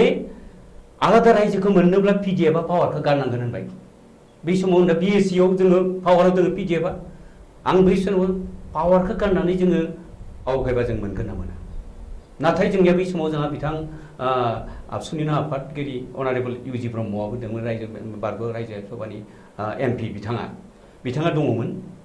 आफादगिरि महरै बिथांमोना जोंखौ बुंबाय बुंनायनि लोगो लोगोनो गोबां रायलायनायनि उनाव जोङो येस वेलकाम खालामबाय खिन्थु आंहा बाहाय दाउट दंमोन जे डेम'क्रेसियाव इलेक्टेड मानसिफोरा रिजाइन होनानै पावारखौ गारलायना हानाया खिन्थु पिडिएफआनो खालामदोंमोन बेखौ खिन्थु रावबो दिनै जारिमिनाव लिरि बायदि कारण पिडिएफखौ आबसुआनो बुंदोंमोन नोंथांमोना आलादा रायजो मोननायनि दाबिनि थाखाय for the greater interest of the creation of the separate state Bodo' हादोर अर बर'लेण्ड प्लिज इकुइट इउर पावारखौ गार नोंथांमोना बुंदोंमोन जोङो बेखौ बुहुत खस्थ' आरो माखासे जारिमिन दोङो गोबांखौ बोरै बुजायनांदोंमोन जोङो गोबां सिंसा रायलायजोबनानै येस वी एग्री जोङो गारगोन आङो बै खालि आंहा मोनसे माने बिराद माबा जादोंमोन आरो जागोन जाया मोनसे अरजों जुजिनाय बायदि जादोंमोन पावारखौ गारहोनाया सहस नङा कारण पावारनि सिङाव नोंथाङा माखासे माने चेयारमेन थायो इलिमेन्टारि बर्डनि मेम्बार हायार सेकेन्डारि बर्डनि मेम्बार माबा माबि मेम्बार थाजोबो पावारखौ गारना होनाय लोगो लोगोनो ओइ माखासेबो गारफाजोबनांगौ जेब्ला जों गारनो डिसिसन लाबाय एक्जिकिउटिभ बडिया पिडिएफआ जोङो हारिनि थाखै आलादा रायजो मोननायनि जुनै जोङो पावारखौनो गारना होदोनि उइथिन 24 आवार्स नोंथांमोना गाव गावनि बिबानखौ रेजिगनेसन होनांगौ होननानै जोङो हरबाय आङो बेखौ पल्टन बाजारनि मोनसे हटेलाव थानानै फेक्स मेसिन फिट खालामलायनानै जोङो गासैबो लाइजामफोरखौ गथाय हरजोब्बाय आंहा गोसोआव दङ बेखौ मानिजोबगोन ना मानिजाबा एमजिएमफ्रा मानिगोन ना मानिया बिराद सानबाय आं हागोन नायखो खिन्थु जिथे जोङो माने एजुकेसननि थाखाय आवगायबाय होमबानो जिथे लाइजामखौ हरबाय उइथिन 24 नाङासै 12 आवार्सनि गेजेरावनो 14 जन नङा 12 जन एमजिएमआ रेजिगनेसन लेटारफोरखौ हरजोब्बाय जोङो पार्टि पिडिएफनि बे डिसिसनखौ जोङो वेलकाम खालामबाय जोङो टेन्डार खालामबाय रेजिगनेसनखौ जोबथारबाय होजोबनायनि उनाव सानैसोल' थाबाय बिसोर जाबाय जोंहा कनकार्सन नार्जारि चिफमोन आरो सासे जाबाय डेपुटि चिफ नवाज बसुमतारी बिथांमोना गारासै उनाव राजखान्थिनि खोथा उनाव थाङै थाङै बिथांमोनासो गोबां सम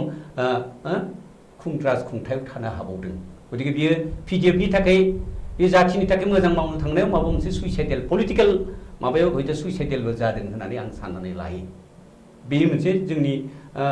दुखुनांथाव जादों। बै समावनो मन्थ्रि माने एलायन्सआव दङ नोंथां एजिपि, CPM मोनबा दल दंबावोमोन। बेयाव मन्थ्रि जासिदोंमोन, 3 गाहाम मन्थ्रि मोनो बै समावबो। आरो माने बै समावथ' प्राय 65 चेयारमेन, स्टेटआव 65 चेयारमेन पस्ट दङमोन। बेयाव नोंथाङा PDFआबो माखासेमानि चेयारमेन पस्टखौ मोनगौमोन। हयदारि केबिनेट रेंकबो बानायनो हायो स्टेटनि, जों माने रेंकनिबो गोबां बानायनो हायो, गोबांखौ जों मोननो हानाय। नाथाय बेफोरखौबो जों जोबनानै बै समाव PDFआ खिन्थु बे सेक्रिफाइसखौ खालामदों। अनलि वी वान्ट दा सेपारेट स्टेट दिस बर' हादोर हम मिनिस्टारनो हैबाय। उनाव नाथाय बै एसे आं दुखु नांदोंमोन बै समाव गारखांनायनि उनाव खिन्थु जोंखौ रावबो थेंक इउ होआसै, वेलकाम होआसै। बेनि उननिफ्रायनो आङो थोंजों पलिटिक्सआव हयथ' दाहालागै थाथ'वालासिनो ससियेल वार्कनि खामानिखौ मावगासिनो दङ। मोनसे अजद दङ जे नोंथांमोना माने जेनाखि पलिटिक्सआव माने फैबाय, फैनायनि उनावहाय गावजों गावनि गेजेराव नोंथांमोना मोनसे एटमसफियारखौ लाबोनो हायाखिसै, गावबाय। बेवहाय खनकृष्ण नार्जारि PDF आरो माने गालाबाथा बसुमतारी लिरनाय PDF जाबाय, मोननै जादों। दा बेयाव नोंथांनि बुंनायखौ आं बुंसै, बेयावनो जाहाथे आं बुंनो जोबदों। बेनिफ्राय खनकृष्ण नार्जारिया बिथाङा सोमोन्दो लाखिबाय थाबाय दुलाराय बर' फरायसा आफादजों। BSc नि फान्डिंफोरखौहाय बिथाङा दुलाराय बर' फरायसा आफादनि माखासे माने दैदेनगिरिफोरखौ शेयार खालामबाय होननानै उनाव आराम जाबाय, बेबो जादोंमोन। बे उननि बाथ्रा। आगोलावनो थांफिनो, नोंथाङा बुंनो नागिरदोंमोन नामा जे 1987आव जे बर' फरायसा आफादा आलादा रायजोनि थाखाय सोमावसारनो जुरिबाय, नोंथांमोना सापर्ट खालामाखिसै आरो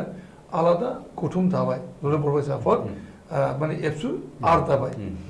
दा नोंथांमोना सानदोंमोन नामा जे PTCआनो बे आलादा रायजोखौ लाबोनाय जागोन? आरो दुलाराय बर' फरायसा आफादा 1987निफ्राय आलादा रायजोखौ दाबियामोनब्ला खिजानि बे BSc नि साबसिनखौनो PTCआ लाबोगौमोन। बिदि खोथाथ' दङ गोबां, खिन्थु जोंनिया जाहैबाय मा बबे मोनो बेलेग खोथा। जोङो मोनसे दग' मग' थानायखायनो जों राजखान्थियारि बे सुफुंजाथों, जों खुनु हेंथा होआखै। बर'लेण्ड ना उदेश्वर बबे मोनसेया जायो, खिन्थु पलिटिकेलि सल्भ जाथों होननानै बुंदों। मात्र जिहेतुके राजखान्थि हान्जाफ्रा गावस्रा गावस्रि जाजोब्बाय, बेयाव थोंजों थांनो हालिया। बेखायनो जोङो मोनसे कौफलगत एसे बुंदोंमोन जे पलिटिकेलि बेयो सल्भ जाथों। आচ্ছা दे, दानिया आं जोंहा समाबो बारा गैया, बेखायनो समबो बारा गैया नालाय गोबां दङ, बेखायनो मालाबा जोङो दान्दिसे ब्रेक लाबोदों, ब्रेक लानि। जेब्लानिफ्राय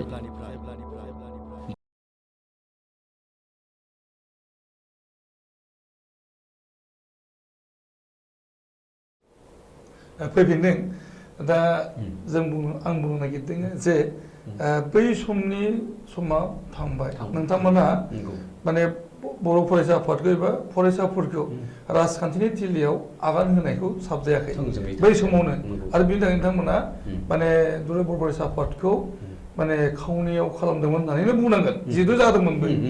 नाथाय 1993 नि उननिफ्राय नोंथांमोनहा बै आफादखौ दोननाय जायाखिसै, एबा बे मोनसेल' बडियानो थादों आरो उनावहाय गोदान नोंथांमोना प्रजेक्ट खालामाखिसै। दा दुलाराय बर' फरायसा आफाद, उपेन्द्र ब्रह्म दैदेननाय बे आफादानो थाबाय, दासिमबो एक्जिस्टेन्सआव दङ। दा बै समाव नोंथांमोना फिल खालामोमोन जे पलिटिक्सनिफ्राय बायजोआव थानांगौ दुलाराय बर' फरायसा आफादा, नाथाय दासिमबो दुलाराय बर' फरायसा आफादा पलिटिक्सजों नांथाबना थाबाय। नोंथाङा मा बुंनो नागिरो? आङो बेखौ दान्थे बिदान्थे मा खालामबावनो, रायजो राजाफ्रानो सानथों। गोदो जों जा बुंदोंमोन, दिनै बे मोनसे सिटुवेसना जादों। फारसेथिं जों बुंबाय हायो बर'आ खौसे जानांगौ, बर'आ खौसे जानांगौ। नाथाय आंनि साननायाव दिनैबो आंनि गोसोआव बुङो, राजखान्थियारि जों खौसे जानो हागोन। फुल फ्लेजेड सेपारेट स्टेट मोनोब्लाबो बर'फ्रा मोननै जायगायाव मोनथाम मोनब्रै पलिटिकेल पार्टिबो जानो हागोन, थानोबो हायो। जों मा रल खालामनो बै समाव फरायसा आफाद हिसाबै? आंनि सोंनाया दिनै दुलाराय बर' फरायसा आफादखौ आं मान होनानै बुंदों। बर' फरायसा आफादा बर' हारिनि रोदा थानाय मोनसे गौथुम, थैजों लोब्बा थानाय गौथुम। होमब्ला जों मा होनगोन? जोंनि इयुन जोलैया जे फरायसाफोरा मा बुंगोन? जोङो बेखायनो होनदों मा रोखोमै जोंनि आलादा रायजो सोरजिनायनि आवाजाबो थाथों, आरो फरायसा आफादखौबो मोनसे केरेक्टाराव दोननो हायो, बेखौसो आङो लुबैदों। आलादा रायजोनि हेंथानि खोथायाथ' फैखाया नाथाय अबयसे नै दा बिटिआर गोरोबथानि उनाव आरो बेबो रायज्लायजानाय खोथासो जाना फैबाय बेथ' आरो एनडिएफबिनि गोरोबथा बे खोथायाव फैलायबाय आरो बेबायदि हयथ' गोरोबथाखौ जागोनबो सानबावाखैमोन दा जे एनडिएफबिनि मुङाव आं 1986निफ्राय बिसोरनि लिडारफोरखौ मोनबोदों बरमाव लोगो मोन्दोंमोन डिआर नाब्ला साहाबखौ बै समावनो 86आव फैनानै बेनि उनाव गोबां दैदेनगिरिफोरखौ मोजां मोनो गोबांखौ दङ आरो बै समनिफ्रायनो जोङो सिभिल ससाइटिनि दैदेनगिरि हिसाबै नोंसोरो हाथियार लानानै बेबायदि जुजिबाय हानायनिख्रुइ मेइन स्ट्रिमाव फैनानै सावरायलायनानै गभर्नमेन्टजों सावरायलायनानै माबा मोनसे सलिउसन खालामनांगोन होननानै जोङो बुजायबाय हादोंमोन बुंबायबो हादोंमोन आरो मोनसे समाव जेथिया एनडिएफबि सिजफायाराव 1985आव सफैबाय बै समाव सिजफायार जाजेननानै बिथांमोननि बार्थडे अदालगुरियाव जाजेननाय समाव 3 अक्ट'बरनि बार्थडेआव आंखौनो गाहाय आलासि हिसाबै बिथांमोना लिंजेनदोंमोन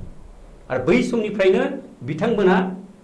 आंखौ दिल्लीयाव गोबां समाव लांफादोंमोन काउन्सिलाव पास खालामलायनानै लांफादोंमन आरो आं नुदोंमोन बै समाव इन्टारलकुटर गैयामोन दिनै जेनेबा मोनसे समाव पिसि हालदार जाबाय बा शर्मा जाबाय एबि माथुर फैबाय बै समाव प्रथम गिबि गैयामोन बै समाव जों प्रेसार होनो गोनां जादोंमोन आरो बे प्रेसारनि थाखायनो मा खालामदोंमोन जोङो आंबो थांफानो मोन्दोंमन गोबां भारत हादरनि दैदेनगिरिफोरखौ बे सिपिएमनियानो जा सिपिआइनो जा दिनै माने सीताराम येचुरी एबि बर्धन बेबायदिनो भेंकैया नायडू दिनैनि हादोरगिरि भाइस प्रेसिडेन्ट भेंकैया नायडू बेबायदिनो दिनै माबा सनिया गान्धी राहुल गान्धी बेबायदिनो नेसनेल पलिटिकेल लिडार माखासेखौ एनडिएफबिनि लिडारफोरजों थाफानानै जोङो सिजफायार ग्रुपजों थाफानानै जोङो बुंदोंमोन जुदि काश्मीराव सानै इन्टारलकुटर होनो हायोबा वाइ वान interlocutor can not be given to the for the purpose of the solution of the Bodoland this problem I mean the NDP's problem and the insurgent problem बे insurgent problem खौ मानो होनो हाया होनना जों बुंबाय हादोंमोन बुंनायनि उनाव लास्टआव ओरैबायदि मोनसे सम जाबावदोंमोन आं गोसोआव दङ दै मोनसे खोथाखौ दिल्लीयाव थांनाय उनाव जा शम्भु सिं साहाब बै समाव थांजेनो जोंहा एनडिएफबिनि दैदेनगिरि बिराद बिथां गबिन्द बसुमतारी आरो धीरेन बर' बिराद सानैखौबो आङो बुंनांगोन सानैबो ओरैबायदि पेसेन्स गोनां मानसि धैर्य गोनां मानसि बेखौ जुदि आं बुंनांगोन दिनैबो बुंगोन गावस्रा गावसि जादोंबाबो बै समनि खोथाखौ आं गोसोआव थानांगोन मोनसे समाव बिथांमोनजों आं सानैजोंबो थांफादोंमोन ओरैबायदि मोनसे समाव खोथिदोंमोन जे शम्भु सिंआ आफादनि मा खालामनो सेपारेट स्टेटखौथ' होआ नों मा खालामो ओरैबायदि एसे लाइटलि जेथिया बुङोमोन आंहा रागा जोंदोंमोन आं बिथांमोननो थांदोंमोन आं बिथांखौ बे लोगो बुंदोंमोन हेल' मिस्टार सिं you are just bureaucrats you are officer you are not the political man as per approved by the government of India as per approved by our civil society leaders at least NDFB has come to the mainstream of why because so ball is up to you for the solution of the right in the line of the right track बेखौ बुंनो शम्भु सिंखौ बुंबाय आं नोंथाङा ओरैबायदि lightly बुंबा जानाय नङा separate स्टेटखौ होनो हायो मोननो हायो हाया नोंथाङा बुंनायनि राइट गैया already we have talked with Pranab Mukherjee साहब in the morning होमबानो मर्निंआव जों प्रणब मुखार्जीजों रायज्लायना थांदोंमोन नोंथाङा मानो बिदि बुंखो होनना बुंनायाव बिथाङा सिरि आं खिन्थु गोरायै बुंनानै खेबसे मिनिना होबाय बुंनायाव एक्सना गोरायै होनबाय दा जों फैफिनदों नैबे इस्युआव जे दुलाराय बर' फरायसा आफादनि मावथांखि बेयो बर' हारिखौ फोजाखांनाय बर' हारिखौ मेनस्ट्रिमाव लांनाय आरो बर' राव हारिमुखौ फोजौनाय बे दा बे हिसाबै नोंथाङा माने दाबो बे बानबुंथिखौनो होगोन नामा जे पलिटिक्सनिफ्राय बायजोआव थानांगौ दुलाराय बर' फरायसा आफादा आङो पलिटिकेल मटिभेटेड दाजाथों बेखौ दिनैबो बुंगोन आं पलिटिकेल कनसियासनेस थानांगोन बिं ए सिटिजेन अफ इन्डिया दुलाराय बर' फरायसा आफाद नङामोनबा बर'नि दासिमनि जौगाखांनाय जायामोन आलादा रायजोनि कनसेप्टआनो फैयामोन बेखौबो आङो गनायो फरायसा आफादा आलादा रायजोनि दाबिखौ गारनाङा थानांगोन नाथाय मा रोखोमै लांनो बे खोथाखौ एसे सावरायनांगोन मानो होनब्ला दिनै आङो बेखौल'सो होनदों जे जुदि गासैबो पलिटिकेल पार्टि गासैबो अर्गानाइजेसनफ्रा जुदि मानिजोबोब्ला गनायजोबोब्ला आलादा रायजोनि माबाखौ मोनसेल' अर्गानाइजेसन आबसुवानो खालामथारजोबनोसै बयबो गनायजोबोब्ला देन वेल एन्ड गुड नाथाय आं बुंनाया नान पलिटिकेल केरेक्टार मेनटेन खालामनाया माखासे थिंजायखौ होनबाय हादों आं जेनेबा इलेक्सन टेलेक्सन फैयोब्ला पलिटिकेल पार्टिफोरखौ थोंजोङै सापर्ट खालामब्ला weather it is well and good आंहा गोरोन्थिबो जानो हायो नाथाय आङो सानदों बियो खौसे खालामनो हानाय जागोन ना जाया दा बेखायनो आङो आलादा रायजोखौ लुबैयोखायनोथ' आबसु बा दिनै जयेन्ट एक्सन कमिटि पिपल जयेन्ट एक्सन कमिटि बा इउनाइटेड मुभमेन्टआव थादेरनानै गोबां सम थानानै जोङो मुभमेन्टखौ ज' खालामलांबायमोन जोंनि थैखौ ब्लाडखौ लानानै जोङो सिगनेचार होदोंमोन जोंनो आलादा रायजो नांगौ माने जानदेंगे राजलेंगे बे स्ल'गानफोरखौ जोङो होसिख्राव बुंदोंमोन आरो बिराद मोजां नांदोंमोन एनडिएफबिनि मोनब्रै ग्रुपआबो फैजोब्बाय बर' फरायसा आफाद जाबाय joint action committee for Bodoland movement थाबाय गासैबो फैजोब्बाय फैजोबनाय लोगो लोगोनो जोङो बिराद मोनसे गेरेमसा हारि दानायाव मोनसे आगानसे आवगायबावबाय बेखौ सानदोंमोन आरो आंनि बुंनायजोंथ' नङा दुलाराय बर' फरायसानो थोंजोङै पलिटिकेल पार्टियाव पलिटिकेल डिसिसन लानायाव जुदि जाथारनांगौबा जोंनि माखासे इन्टेलेक्सुयेलफोरखौ लिंजोबनानै मोजाङै सावरायलायनानै बेखौ खालामनांगौ गंगाधर नामसेरा बुंबानोथ' जानाय नङा दुलाराय बर' फरायसा आफादनि मावनाय दांनायखौ नोंथाङा राजखान्थिनि थिलिनिफ्राय आनज्रायनाय बुंबाय थानाय जादों दा होमबा मा खामानियाव लोहाबनांगोन नङा राजखान्थियारि नङा आङो होननाया जाबाय दहायनो जों आगोलनिफ्रायबो होनदों पलिटिकेल जितु कनसियासनेस पलिटिकेल डिमान्डखौ दाबि खालामनायनि लामा दंजोबो संबिजिरावनो दङ दुलाराय बर' फरायसा आफादनि संबिजित बै समावनो दंमोन जे समाव नोंथाङा दुलाराय बर' फरायसा आफादनि दैदेनगिरि जानानै दंमोन उपेन्द्र ब्रह्म दैदेननायाव जेनेबा नोंथाङा गैया बेनि आगु समनि करेन्द्र ब्रह्म बसुमतारी आरो सानफ्रोमबो बसुमतारी मोनहा आफादगिरि नेहाथारि जानाय समाव नोंथाङा दैदेनगिरिमोन लोगो नेहाथारि लोगो नेहाथारि हिसाबै आंनिया खोथाया जाबाय नोंथांखौ बे माखौ होनबाय आङो ना बे आं बुंनाय दङ जे संबिजिताव दुलाराय बर' फरायसा आफादनि संबिजिताव जे माब्लाबा पलिटिकेलनि हाबाफारियावबो नांथारनाय जाथों लिरनाय दङ संबिजिताव बै समाव दंमोन ना गैयामोन बै समाव बेयो मोनसे समाव हयथ' एमेन्डमेन्ट खालामदों बे समाव गैयामोन थारमाने आगोलथाराव बे दंना गैयामोन एसे नोंथांखौ आं बाराद्राय बेखौ स्ट्रेस होना बुंलिया उनाव हयथ' माब्रै एमेन्डमेन्ट खालामखौ बेखौ जोंनि दैदेनगिरि नोंथां दैदेननाय समावहाय नोंथाङा थांनाय समाव बेबायदि गैयामोन नामा बै आगोलथाराव दंनामोन माबा बे जिनिसा जाहैबाय मा आं होनदों मा बे पलिटिकेल इस्युखौ बे जिथिया डिमान्डआ फैथारबाय बे पिटिसियानो बे बिथांमोना जे आलादा रायजो बिनाय बे इस्युखौ आसलथे बिसोर बिथ्रेखांसै बेखौ जिथिया बेखौदि जोङो आबसुनो माबाखौ पलिटिकेल माबाखौ लाथारनांगौ बे जिनिसा ओंखारफैबाय ना बे मोनसे रियेल खोथा दङ बेहाय आं बुंनो नागिरदों जे दुलाराय बर' फरायसा आफादखौ पिटिसि पलिटिकेल दानायनि आगोलावनो दादों दुलाराय बर' फरायसा आफादनि जोनोमा आगोल बेखौ 15 फेब्रुवारियाव दानाय जादों आरो उनावहाय 27 फेब्रुवारियाव दानाय जादोंमोन पिटिसिखौहाय दा बे हिसाबैहाय माने सान 12 उनावसो पलिटिकेल पार्टिखौ दादों आरो बै समनि कनसेप्टआ बेनोमोन जे दुलाराय बर' फरायसाफोरा एबा फरायसाफोरा राजखान्थिनि दाबिखौ खालामनाय मोजां जानाय नङा मोनसे बेलेग पलिटिकेल पार्टिबो दानाय जाथों ओरैनानै लानाय जादोंमोन दा बेखायनो मोननै गौथुमा स्रें थांनाय जाथों दुलाराय बर' फरायसा आफादा पलिटिकेल डिमान्डनि थाखाय जास्ट सापर्ट खालामनाय जादों पिटिसिखौ बेमोन खिन्थु जेब्लानाखि पिटिसिया माने गावसिनि दाबिनिफ्राय दोरोदनायनि लागै थांबाय बेवहायसो दुलाराय बर' फरायसा आफादा नांबोदोंमोन दा बे समाव नोंथाङा बुंनायदों नामा जे बे आगोलनि केरेक्टारखौ लाफिननांगौ दा आंनिया बेनो दायो जिनिसा जाबाय आं खुनुदिन बे आलादा रायजोनि हेंथानि खोथाखौ बुङाखै जों पलिटिकेलि कनसियास जानानैनो दुलाराय बर' फरायसा आफादनि लामानिफ्राय बोरैहाय बे बिथिंखौ दग'मग' खालामालासिनो लांनो हायो बेखौ आं हयथ' लुबैजादों दिनै आं बेखौनो होनदों बै समनि उदयासलाबो बर'फोरनिनोमोन उनाव बड'लेण्ड खालामदों बिसिं बड'लेण्डबो जादोंमोन गतिके सासे आंनि नोजोराव सासेबो बर'आनो आलादा रायजोनि हेंथा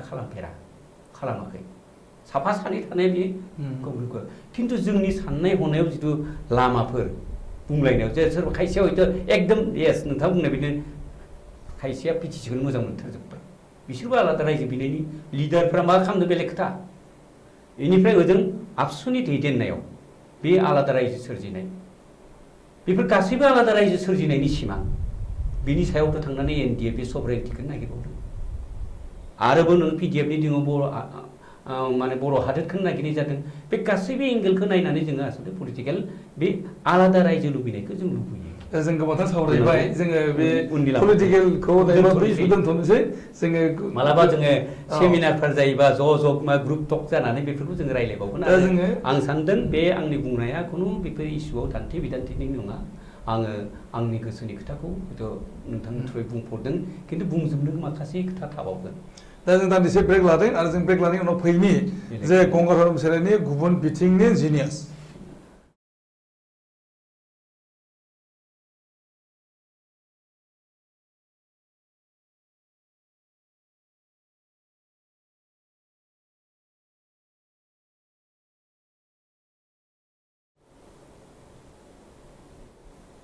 फैफिनदों जोङो मिथिगौ गंगाधर बसुमतारीया गोबांथार बिजाब लिरदों। बिथाङा लिरगिरि हिसाबै गावखौ फसंनो हादों आरो बिथाङा मोजां खन्थाइगिरि। जों बिथांखौ मोननो हादों सासे मेथाइगिरि हिसाबै मेथाइ खनग्रा हिसाबै आरो रेडिअ एंकर हिसाबै। दा जोङो गोबांथार सावरायनांगौ दंबावो बिथांनि जिउनि सायाव जोङो सुंद' रायलायनाय माने जोङो थुनलाइगिरि हिसाबै एबा खन्थाइगिरि हिसाबै बिथाङा जोंनो दोंसे खन्थाइ आवरायनाय जाथों जों बेखौ लुबैगोन। नोंथाङा दोंसे खन्थाइ आवरायनानै हो। जोबोर नोंथां बसुमतारी जे आं गोदोनिफ्राय खन्थाइ लिरदोंमोनब्लाबो गेजेरावथ' आरो माबा बेलेग बारजों बारफानो गोनां जादोंमोन। जायखिजाया थेवब्लाबो लिरनायखौ दोनथ'वाखैमोन। बिदिनो दा गां द'सो बिजाबा दोङो थुनफावथिनाफोर माखासे बिजाब दङ बेफोरखौ सेबखांजोबनो हायाखै। सेबखांजोबनायनि महराव गांनैसोल' सेबखांनो हाबाय। बबेखानि माखासे लेखाफोराव हयथ' मोनफा मोनफा ओंखारदों। दा जाय खन्थाइखौ आं आवरायगोन सानदोंमोन बेयो आंना गुवाहाटियाव थाबाय। आङो लकडाउननि थाखाय गामियावनो नांथाबना थाबाय। माखासे माने बेखौनो फरायनांसिगोन। गांसे खन्थाइ बिजाब ओंखारलांबाय बे नों समायना एकुरियामनि ना। बे खन्थाइ बे बिजाबामोन बे नों समायना एकुरियामनि ना बेखौ खन्थाइ हिसाबैबो लिरदों। बे दोंनि खन्थाइखौ आं नोंथांनो फरायनानै खिथिगोन। दोंसे सम गैथारा नालाय। औ नंगौ। दा होमब्ला नों बेखौनो खननोसै ना नों समायना एकुरियामनि ना नुदोंना एकुरियामनि जोबजानाय बै समायना नाया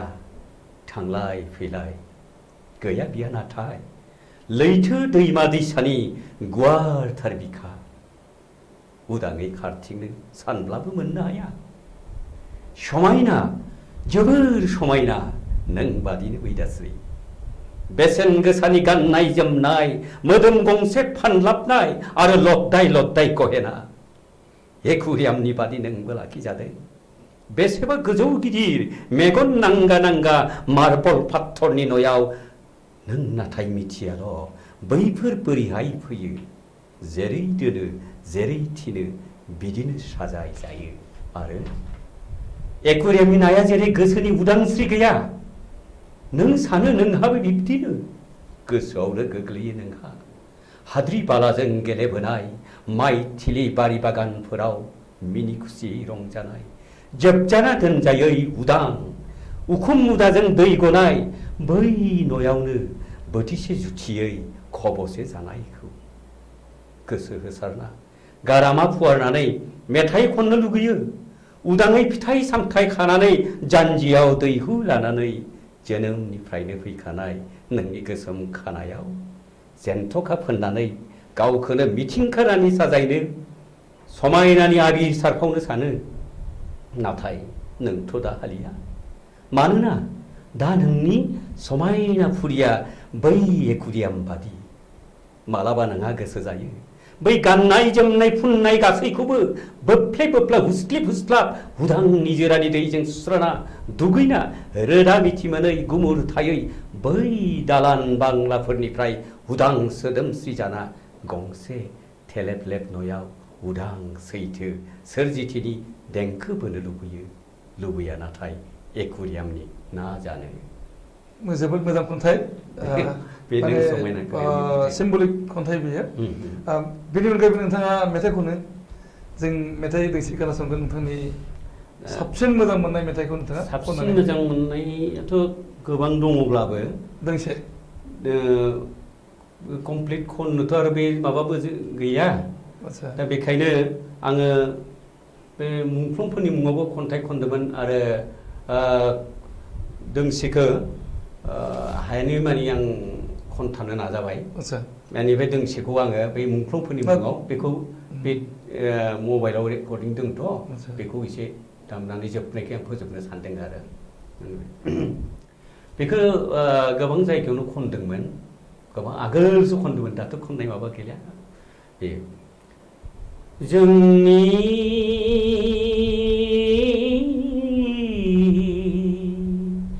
गामिनि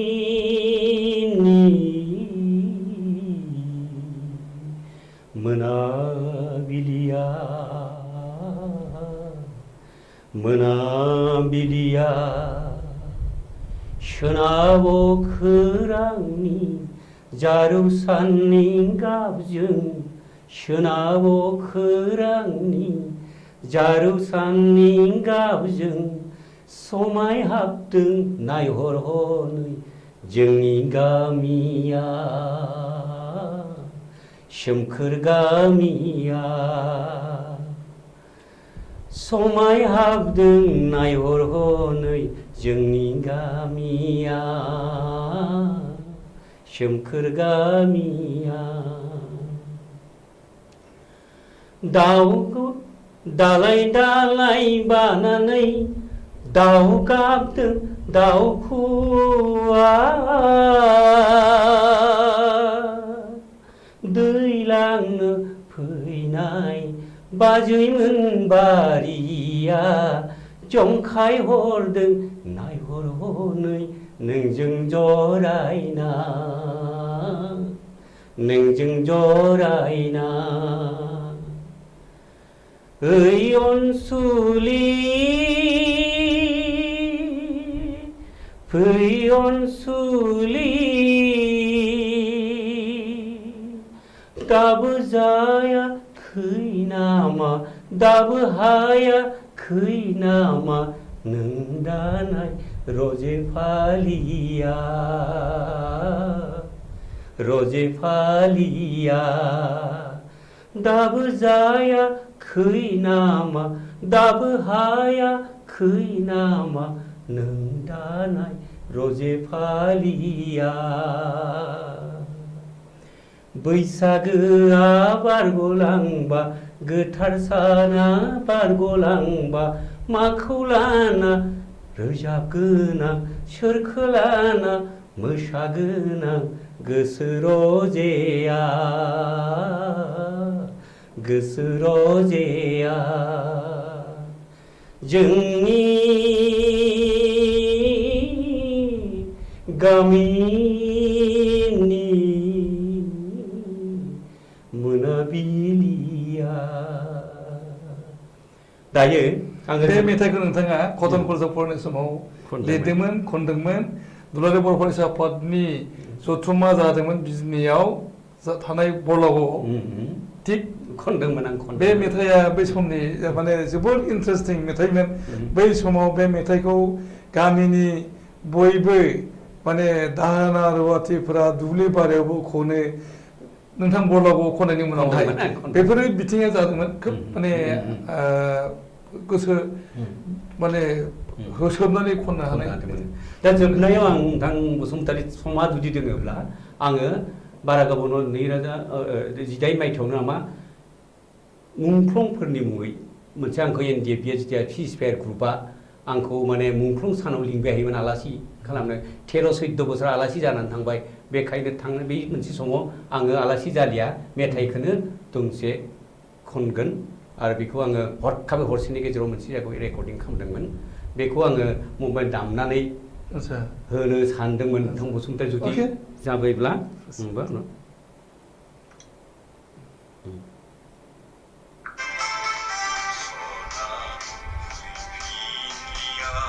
आगोलाव फैबावबाय एसे आगोल बे मेथाइ आवगायबायसो थांबाय लिया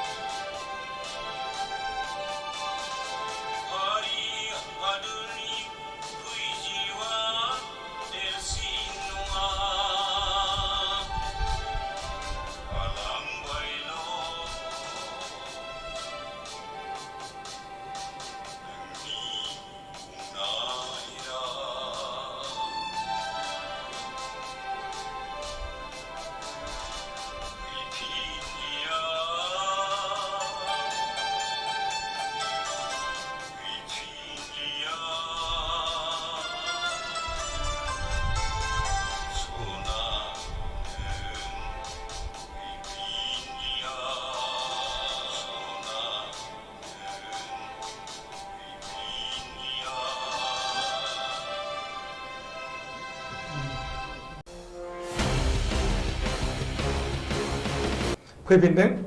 दा जों सावरायनि नोंथाङा अल इन्डिया रेडिअ गुवाहाटी मिरुनि सासे केजुवेल एनाउन्सार बेनि एक्सपिरियेन्स जोबोद गुसुं समजों नोंथाङा बुंदो जोंहा सम गैलिया 1 घन्टानि हाबाफारिमोन नाथाय 1 घन्टा खावसे जाना थांबाय दा गुसुङै नोंथांनि एक्सपिरियेन्सखौ गोबांथ' दङ बिनि मादाव स्टुडिअ हाबनाय निउज फरायनो थाखाय स्टुडिअ हाबनाय मालाबा चिलड्रेन प्रग्राम फैयो बिसोरखौ खुदियाफोरखौ माबोरै रेकर्डिं खालामनो गोनां जायो आरो लाइमोन आफाद आरो मालाबा हरखाबनो गोदान बोसोर फैब्ला निउ इयारनि प्रग्रामखौ बोरै बानायनो बैफोरखौ खालामनाय बिराद मोनसे एक्साइटेड मोनसे प्रग्राम थायो बेफोरखौ खालामजोबोबो एडिट खालामनाय गोबाङा हयथ' बेखौ नोंथाङा माबायदि एंगेजमेन्ट जायो बेखौ बुंनो लादो बोरै एपइन्टमेन्ट जायामोन बोरै मबे समाव एपइन्टमेन्ट जाखो बेथ' बै आं माने एक्जेक्ट तारिखखौ बावदों 2005 मायथाइसोआवनो जादोंमोन बेखौ इन्टारभिउनि आगोलावथ' बुंखांबाय आं बेनि उनाव जोङो जास्ट निउज रिडिंनि थाखाय नङा मालाबा जोङो नाटक खालामनांदों मालाबा जोङो खन्थाइ आवरायनांदों मालाबा जोङो बर' साहित्य सभानि कनफारेन्सआव थांनानै जोङो बेफोर मोगा मोगि लानानै माखासेखौ जों खोनासंहोनांदों नोंथांथ' लोगो मोनबाय थायो नोंथाङा सासे गोसो गुदुंखा बै मुलुगनि बेनि थाखाय नोंथाङा लिंहरनाय लोगो लोगोनो आं फैदों दा बे माखासे माने एक्सपिरियेन्सनि गेजेराव जाय एक्सपिरियेन्सखौनो जोङो गोसोआव बोननानै जोङो माने एंगारनो हाया बेखायनो ओरैबायदि जादों आं मोनसे कुइसनखौल' लाबोदिनि निउसखौथ' जों फरायबाय खोनासंबाय थानो मोनो रायजो राजाया दा बै जे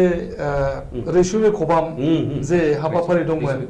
बे रैसुमै खबाम हाबाफारिया दाबो कन्टिनिउ जादोंना जायाखै रैसुमै खबाम आयदाया दाबो दङ बेयाव आगोलनि बायदि लाइजाम लिरथारलायलिया मेसेज पस्ट कार्डनि गेजेरजों आगोलाव पस्ट कार्ड हरदोंमोन गोसोआव गोलैदों सासे रेबेन ना रबेन बर' दोङो ओरैबायदि बे पस्ट कार्डफोरखौ बायो जाबखो बायो हांखोखौ बियो बिराद मोजां लिरो जेब्लाबो बियो 10 खान 15 खान लाइजाम लिरोमोन आरो मेथाइ खोनासंनो मेथाइ खोनो आरो बेयावनो आं खिन्थु गोसोआव गोग्लैदों बे लाइजामफोरखौ फरायना गोबांनि हांखोआबो दुखु गोनांबो दङ फरायनाय बबे थाखोनि बेखौ जों बुंलिया खायसेया मोजां लिरनाय बेबायदिबो दानियाथ' SMS जोंनो जासै आरो आगु समाव रैसुमै देंखोआ माने रबिबाराव जायोमोन आरो उन समाव रबिबार आरो बिस्थिबाराव होनाय जादोंमोन नङा होमबा बिदिनो दंबावो दानिया बाथ्राया जे गोबांथार रेडिअ'आवहाय मेथाइफोर दङ आरो माने बे माबा रेकर्डिं HMV रेकर्ड खालामनाय थोरसिखौ दामनाय जायो नङा होमबा दा बेहाय खोनासंगिरिफ्राथ' लाइजामखौथ' हरबाय गोबांथार लाइजाम सौहैयो दा बेखौ माबोरैहाय नोंथांमोना सायख'योमोन आरो बे मेथाइखौ नोंथांमोना जे स्ट'राव दोननाय जायो बेनो जाहैबाय दा ओरैबायदि जायो जोंनिया शिडिउल जाखायो मास मोनसेनि थाखाय बबे प्रग्रामा थांगोन प्रग्राम अफिसारा बेखौ शिडिउल खालामखायो गाबोन थांगोन मा थांगोन बेखौ मास मोनसेनि आगोलावनो प्रग्रामखौ शिडिउल खालामो दा रिकुइस्ट प्रग्रामाव दिनै बिस्थिबार बेयाव सोरनि थागोन बेयाव लिरनाय थाखायो दा जुदि कनकलाल स्वर्गियारि बा बेबायदिनो जोंहा बिजनिनिफ्राय सुलेखा बसुमतारी बिसोर बेबायदि थाखाजोबो बिदि थानाय बै लाइजामफोरनि हरनायनि गेजेराव बैफोर सोरनिया गोलैदों बेखौ सायख'बाय बे सायख'नानै बिदिनो हरो आरो थारमाने शिडिउल प्रग्रामनि माबायाव जायनिया हरनायाव गोलैदों बेखौ सायख'जायो माने बेहाय नोंथांमोना एसे सम लाखायोमोन आरो सम माने मास मोनसेयावनो प्रग्राम अफिसारा बानायना दोनखायो दा समाव माबायदि खालामो दाबोथ' बेबायदिनो SMS हरजोबो ना दा बे शिडिउल प्रग्रामखौ नायनानै बे दा धरिल कनकलाल बसुमतारीनि थाखाय हांख्रायनाया खैजोन फैदों सासेब्लाबो थागोन कारण शिडिउलल' दोनखायो दिनै साबबानि लिरना दोनखादों बे कनकलाल बसुमतारी बा मनमति बर' बेबायदि माखासेनि लिरखाना दोनबायना बेखौ सायख'नानै बे जायफोरा SMS हरदों बेयाव गोलैयो बेखौ SMS खौ मा नाम्बाराव हरो मा नाम्बाराव हरनांगोन SMSखौ जेनेबा बेखौ नाम्बारा जोंनो खोथाबाय थानाय जाया आङो बेखौनो होनदों रैसुमै दिनै रेडिअ'नि रैसुमै खबामनि आयदानि मोनसे माबा दंखायो बेखौ खोनासंबानो मिथिगोन आरो नोंथांनो रेडिअ'नि खोथा ओंखारनाय लोगो लोगो दिनै जाहैबाय शुक्रबार बाराय शुक्रबारावबो रैसुमै देंखो होयो नामा रबिबार थायो रबिबार आरो बिस्थिबार बेखानि बेयो प्रग्राम अफिसार बेखौ सोलाय सोल'बो माब्लाबा खालामगोन बेखौ जानबुं नाम्बारा एखे जानबुं नाम्बारा एखे बेयावनो SMS हरनांगौ रैसुमै खबामनि आयदा औ बास बेयावनो सहैगोन नोंथां गोसोआव दं नाम्बारखौ आं नाम्बारखौ दिनै नोंथां गोसोआव दङबा जोंनि रायजो राजाफ्रा दिनै एक्जेक्टलि आङो बै रेडिअनि प्रग्रामनिफ्रायसो खोन्थाहरनांगोन बेखौ आदसा दिनै होमबा रायजो राजाफ्रा बा आं मोनसे खोथाखौ नोंथांखौ मिथिहोनांगोन दानिया गोबाङा सानो रेडिअ थाथारनांगोन नाथाय बयनिख्रुइ सुबिदाया जादों दानिया पकेटाव थानायाव नोंथाङा 5 रिंगा 30 मिनिटनिफ्रायनो रेडिअखौ खोनासंनोबो हायो मबाइलाव अल इन्डिया रेडिअ लाइभ होननाय दोङो बेखौ एपखौ प्ले स्ट'राव थांनानै डाउनलड खालामनानै उनाव अल इन्डिया रेडिअ लाइभ फैगोन माखासे इन्डियाआव थानाय स्टेसनफोरा फैगोन इयावनो एयार आसामिसाव थाङोब्लानो 5 रिंगा 30 मिनिटनिफ्राय नोंथाङा खोनासंनो मोनगोन बे साननैसोआव माखासे माने मोजां कभिड-19 बेनि प्रग्रामखौ होगासिनो दङ आरो बे कभिड-19नि खोथाखौनो गोसोखांनानै जों सावरायनाया गोबां गावनि खोथाफोरखौ जों सावरायबाय नैबे समाव आं नोंथांखौ बे सुजुगावनो बुंनो लुबैदों बे बेरामा गिलु बालु जिथु कभिड-19 बा जि माने बे पेन्डामिक मोनसे सिटुएसन बेवहाय जोंनि रायजो राजा गासैखौबो आङो खावलायगोन खुथार खावलायगोन जोङो सांग्रां जाथारनांगोन दा दानि समावहाय एफएमफोर दङ जे बे एफएम प्राइभेट चेनेलफोर दङ बा सरकारनिबो दङ आरो एयाराबो अल इन्डिया रेडिअ'आबो एफएम खुलिबाय दाथ' महाबाहु ना आकाशबाणी महाबाहु दानिया आकाशबाणी गुवाहाटी एफएम महाबाहु बुङो आरो बेबायदि दा बे चेनेलफोराव बा बे बिजोङाव माने लोगो लोगोनो सावरायलायनायनिबो खाबु दोननाय जादों दा बेखौ बर' बिफानाव खिन्थु नुनाय जायाखै दा बेखौ खायसे खाबुनि खोथा जोंनिया 45 मिनिटल' गोबां खोथाखौ सम बेखौ दा जों बुंथावलिया गोबां अर्गानाइजेसन दङ माबाफोरा माबोरै डिमान्ड खालामनानै माबोरैहाय बेयाव सम बांसिन खालामनो हागोन बेनि सायाव निर्भर खालामगोन गोबां माखासे माने डायलग थाजोबगोनथ' बबा नों दिनै राभा कार्बि नेपालि सेक्सन गोबांनोबो टाइम होनो गोनां जायो बिनि गेजेराव जोंनिया बिख'नो हानाया मा रोखोम रायो बे जोंनि दिनै आं बुंनांगौ आइडिया नङा 45 मिनिटआ जोंनि थाखाय साफिसियेन्ट नङा दा बेखौ रायजो राजाया बुंगोन ना ओरै मोनसे खोथा ओरैबायदि जादों जे माने बर' बिफाना जुदि बुरजाथार माने सम मोनोब्ला बिनि इम्परटेन्सखौ खिन्थु बर'फ्रा होनो हायाखै बेबो खोथा बेनि खोथा बेयाव गोबां हयथ' नोङो माबाफोरखौ बानायना लानांगोन जोङो प्रग्राम सिडिउलफोरखौ बानायजोबना लानांगोन हागोन होनब्लाना मानो हाया जानो गोबां जोंनिया पार्मानेन्ट जुदि निउस रिडार थायोब्ला बे निउस रिडार खमसे खम जोंना 2 घन्टा मोनोब्ला मोजां 2 घन्टा मोनोब्लाथ' गोबां जोंहा पार्मानेन्ट निउस रिडार थानांगोन माबा थानांगोन आं बे रेडिअनि खोथायावनो नोंथांखौ मोनसे एक्सपिरियेन्सखौ आं बुंनानै फोजोबनोसै रेकर्डिंफ्राव दा गोबां गेदेमा मानसि फैदों बेफोरखौ नुजोबदों आङो दा डक्टर भुपेन हाजरिकानि मोनसे रेकर्डिंआव आङो गोसो खोथा नोंथांनो बुंनांगोन 13 बोसोरसो रेकर्डिंआव फैयाखैमोन बिथाङा बहुद बोसोर जाहोनखौ आं बुंलिया नाथाय लुत्फुर रहमानाबो डाइरेक्टर बै समाव सानसेखालि बिथांखौ रेकर्डिंआव लिंहरफिनदों डक्टर भुपेन हाजरिका फैगोन होनना मिथिनाय लोगो लोगोनो रेडिअ सेक्सननि बा रेडिअ थानाय गासैबो बिथांनि रेकर्डिं खालामनाय स्टाइलखौ बा मेथाइ खननानै बेखौ नायनो थाखाय बिराद हाबियासमोन आइ माइसेल्फ आंबो गावबो बिराद बोरैनिफ्राय नायनो लुबैबाय आरो बेनिफ्राय नुबाय आङो बिथाङा रेकर्डिं खालामनो फैनाय समाव एकदम आकाशबाणी सानमारिनि गेटनिफ्राय एकदम माने बरायनानै लांनानै लुत्फुर रहमान बिथां डिरेक्टर साहाबा मेगन मोदै गबाय गाबलायबाय माने ओरैबायदि मोजां मोनो इमोसन जाहैबाय बेनिफ्राय जेथिया रेकर्डिंआव लांबाय एडिसिफोर माने एसिस्टेन्ट स्टेसन डिरेक्टरफोराबो सोरबा साहा लांदों माबा लांदों बेबायदि आरो बे रेकर्डिं खालामनाय समाव आंहा गोसो दं जाय रेकर्डिस्टमोन आखाइ खंगाहां जय हरि दास बेयो इमान बोसोरनि उनावबो गोसोखांदों औ बापा जय हरि मारा होनना बुङो बै माबा माबि जानो लुगैबा बायदि थांना बिराद बिन्दासै रेकर्डिं खालामनायखौ नुदोंमोन आरो बैखालि बिथांनि सायाव थानाय जिथु रेसपेक्ट बेखालि आं नुनो मोन्दोंमोन आरो बैखालि आं डक्टर भुपेन हाजरिकाखौ जोबोर खाथिनिफ्रायनो बे स्टुडिअ'आव मोन्दोंमोन आरो आচ্ছা दा बर'नि जे मेथाइ खनग्राफोर दङ बिथांमोननि रेभेनिउसना मा रोखोम मेथाइ खनगिरिया दाना रेडिअ बहुतानो लुबैयो नाथाय मेथाइ खननो होनब्लानो खननो हाया रावबा बेयावनो दा अडिसन जागोन आरो बेयावबो एप्लाइ खालामनायफ्रा बेसे फैखौ आरो बेबो गाबोननो जे अडिसन खालामगोन बिदि नङा बिथांमोना मा रेभेनिउस मोनगोन जेनेबा मेथाइ खननो मोनबाय खेबसेयानो मोनो खेबसे मोनगोन बै माने लिरगिरिया मेथाइ सुजुगिरिया एसेब्लाबो लाइफ लं मोनबाय बै मेथाइ लिरग्राफोरा लिरग्राफ्रा बर'आवबो बर'नि लिरग्रा मेथाइ लिरग्राबो मोनबाय मेथाइ थायो। मेथाइ लिरगिरि जाय सुजुगिरि औ खनगिरिया खेबसे मोनो उम। नाथाय लिरगिरिया बियो मोनबाय थायो थारमाने धरिलक भारा बुरजा नङा ओं। थेवब्लाबो धरिलक सासे मेथाइखौ जुदि कनकलाल सरगियारि मेथाइखौ उम, बोसोराव बेसेबांसो खनखो उम। बेनि माबा मोनसे हिसाबखौ मिनाव खालामनानै थांनानै हरो। बिदि हरो आरो कन्टिनिउ मोनबाय थागोन कन्टिनिउ मोनो लाइभ लाइभ आदसा बेनिफ्राय उम। सावरायगिरिफोरा सल' फरायग्राफोरा सावरायगिरिफ्रा मोनो बे आंनि सेप्टार मोना बे बेसेबां बेसेबां रेमुनेसन मोनो बेखौ प्रग्राम मोनो आरो मोनो मोनो आरो मोनो आदसा दे। आरो रेडिअ'आव थाङोब्ला ओरैनो फैनो मोना माबा मोनसे मोनखागोन आरो आदसा अबेया बेलेग दा जोंहा समा गैथारला जोङो गोबांथार सावरायनांगौ दंबावोमोन जों नंगौ। गोबां आद्रा थाबाय गोबां आद्रा आरो जोङो उम। माने उन समाव जों खाबु लानि उम। मोजांथार सावरायनि दा जोङो दिनै उम। गोबांथार बाथ्रा सावरायबाय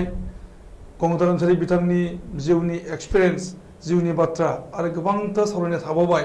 जों मिथिगौ जे बिथाङा गोबां जिनियास गोनां सुबुं आरो बिथाङा राजखान्थि बेलायाव आगान होदोंमोन समाज सिबिनायाव दासिमबो नांथाबगासिनो दङ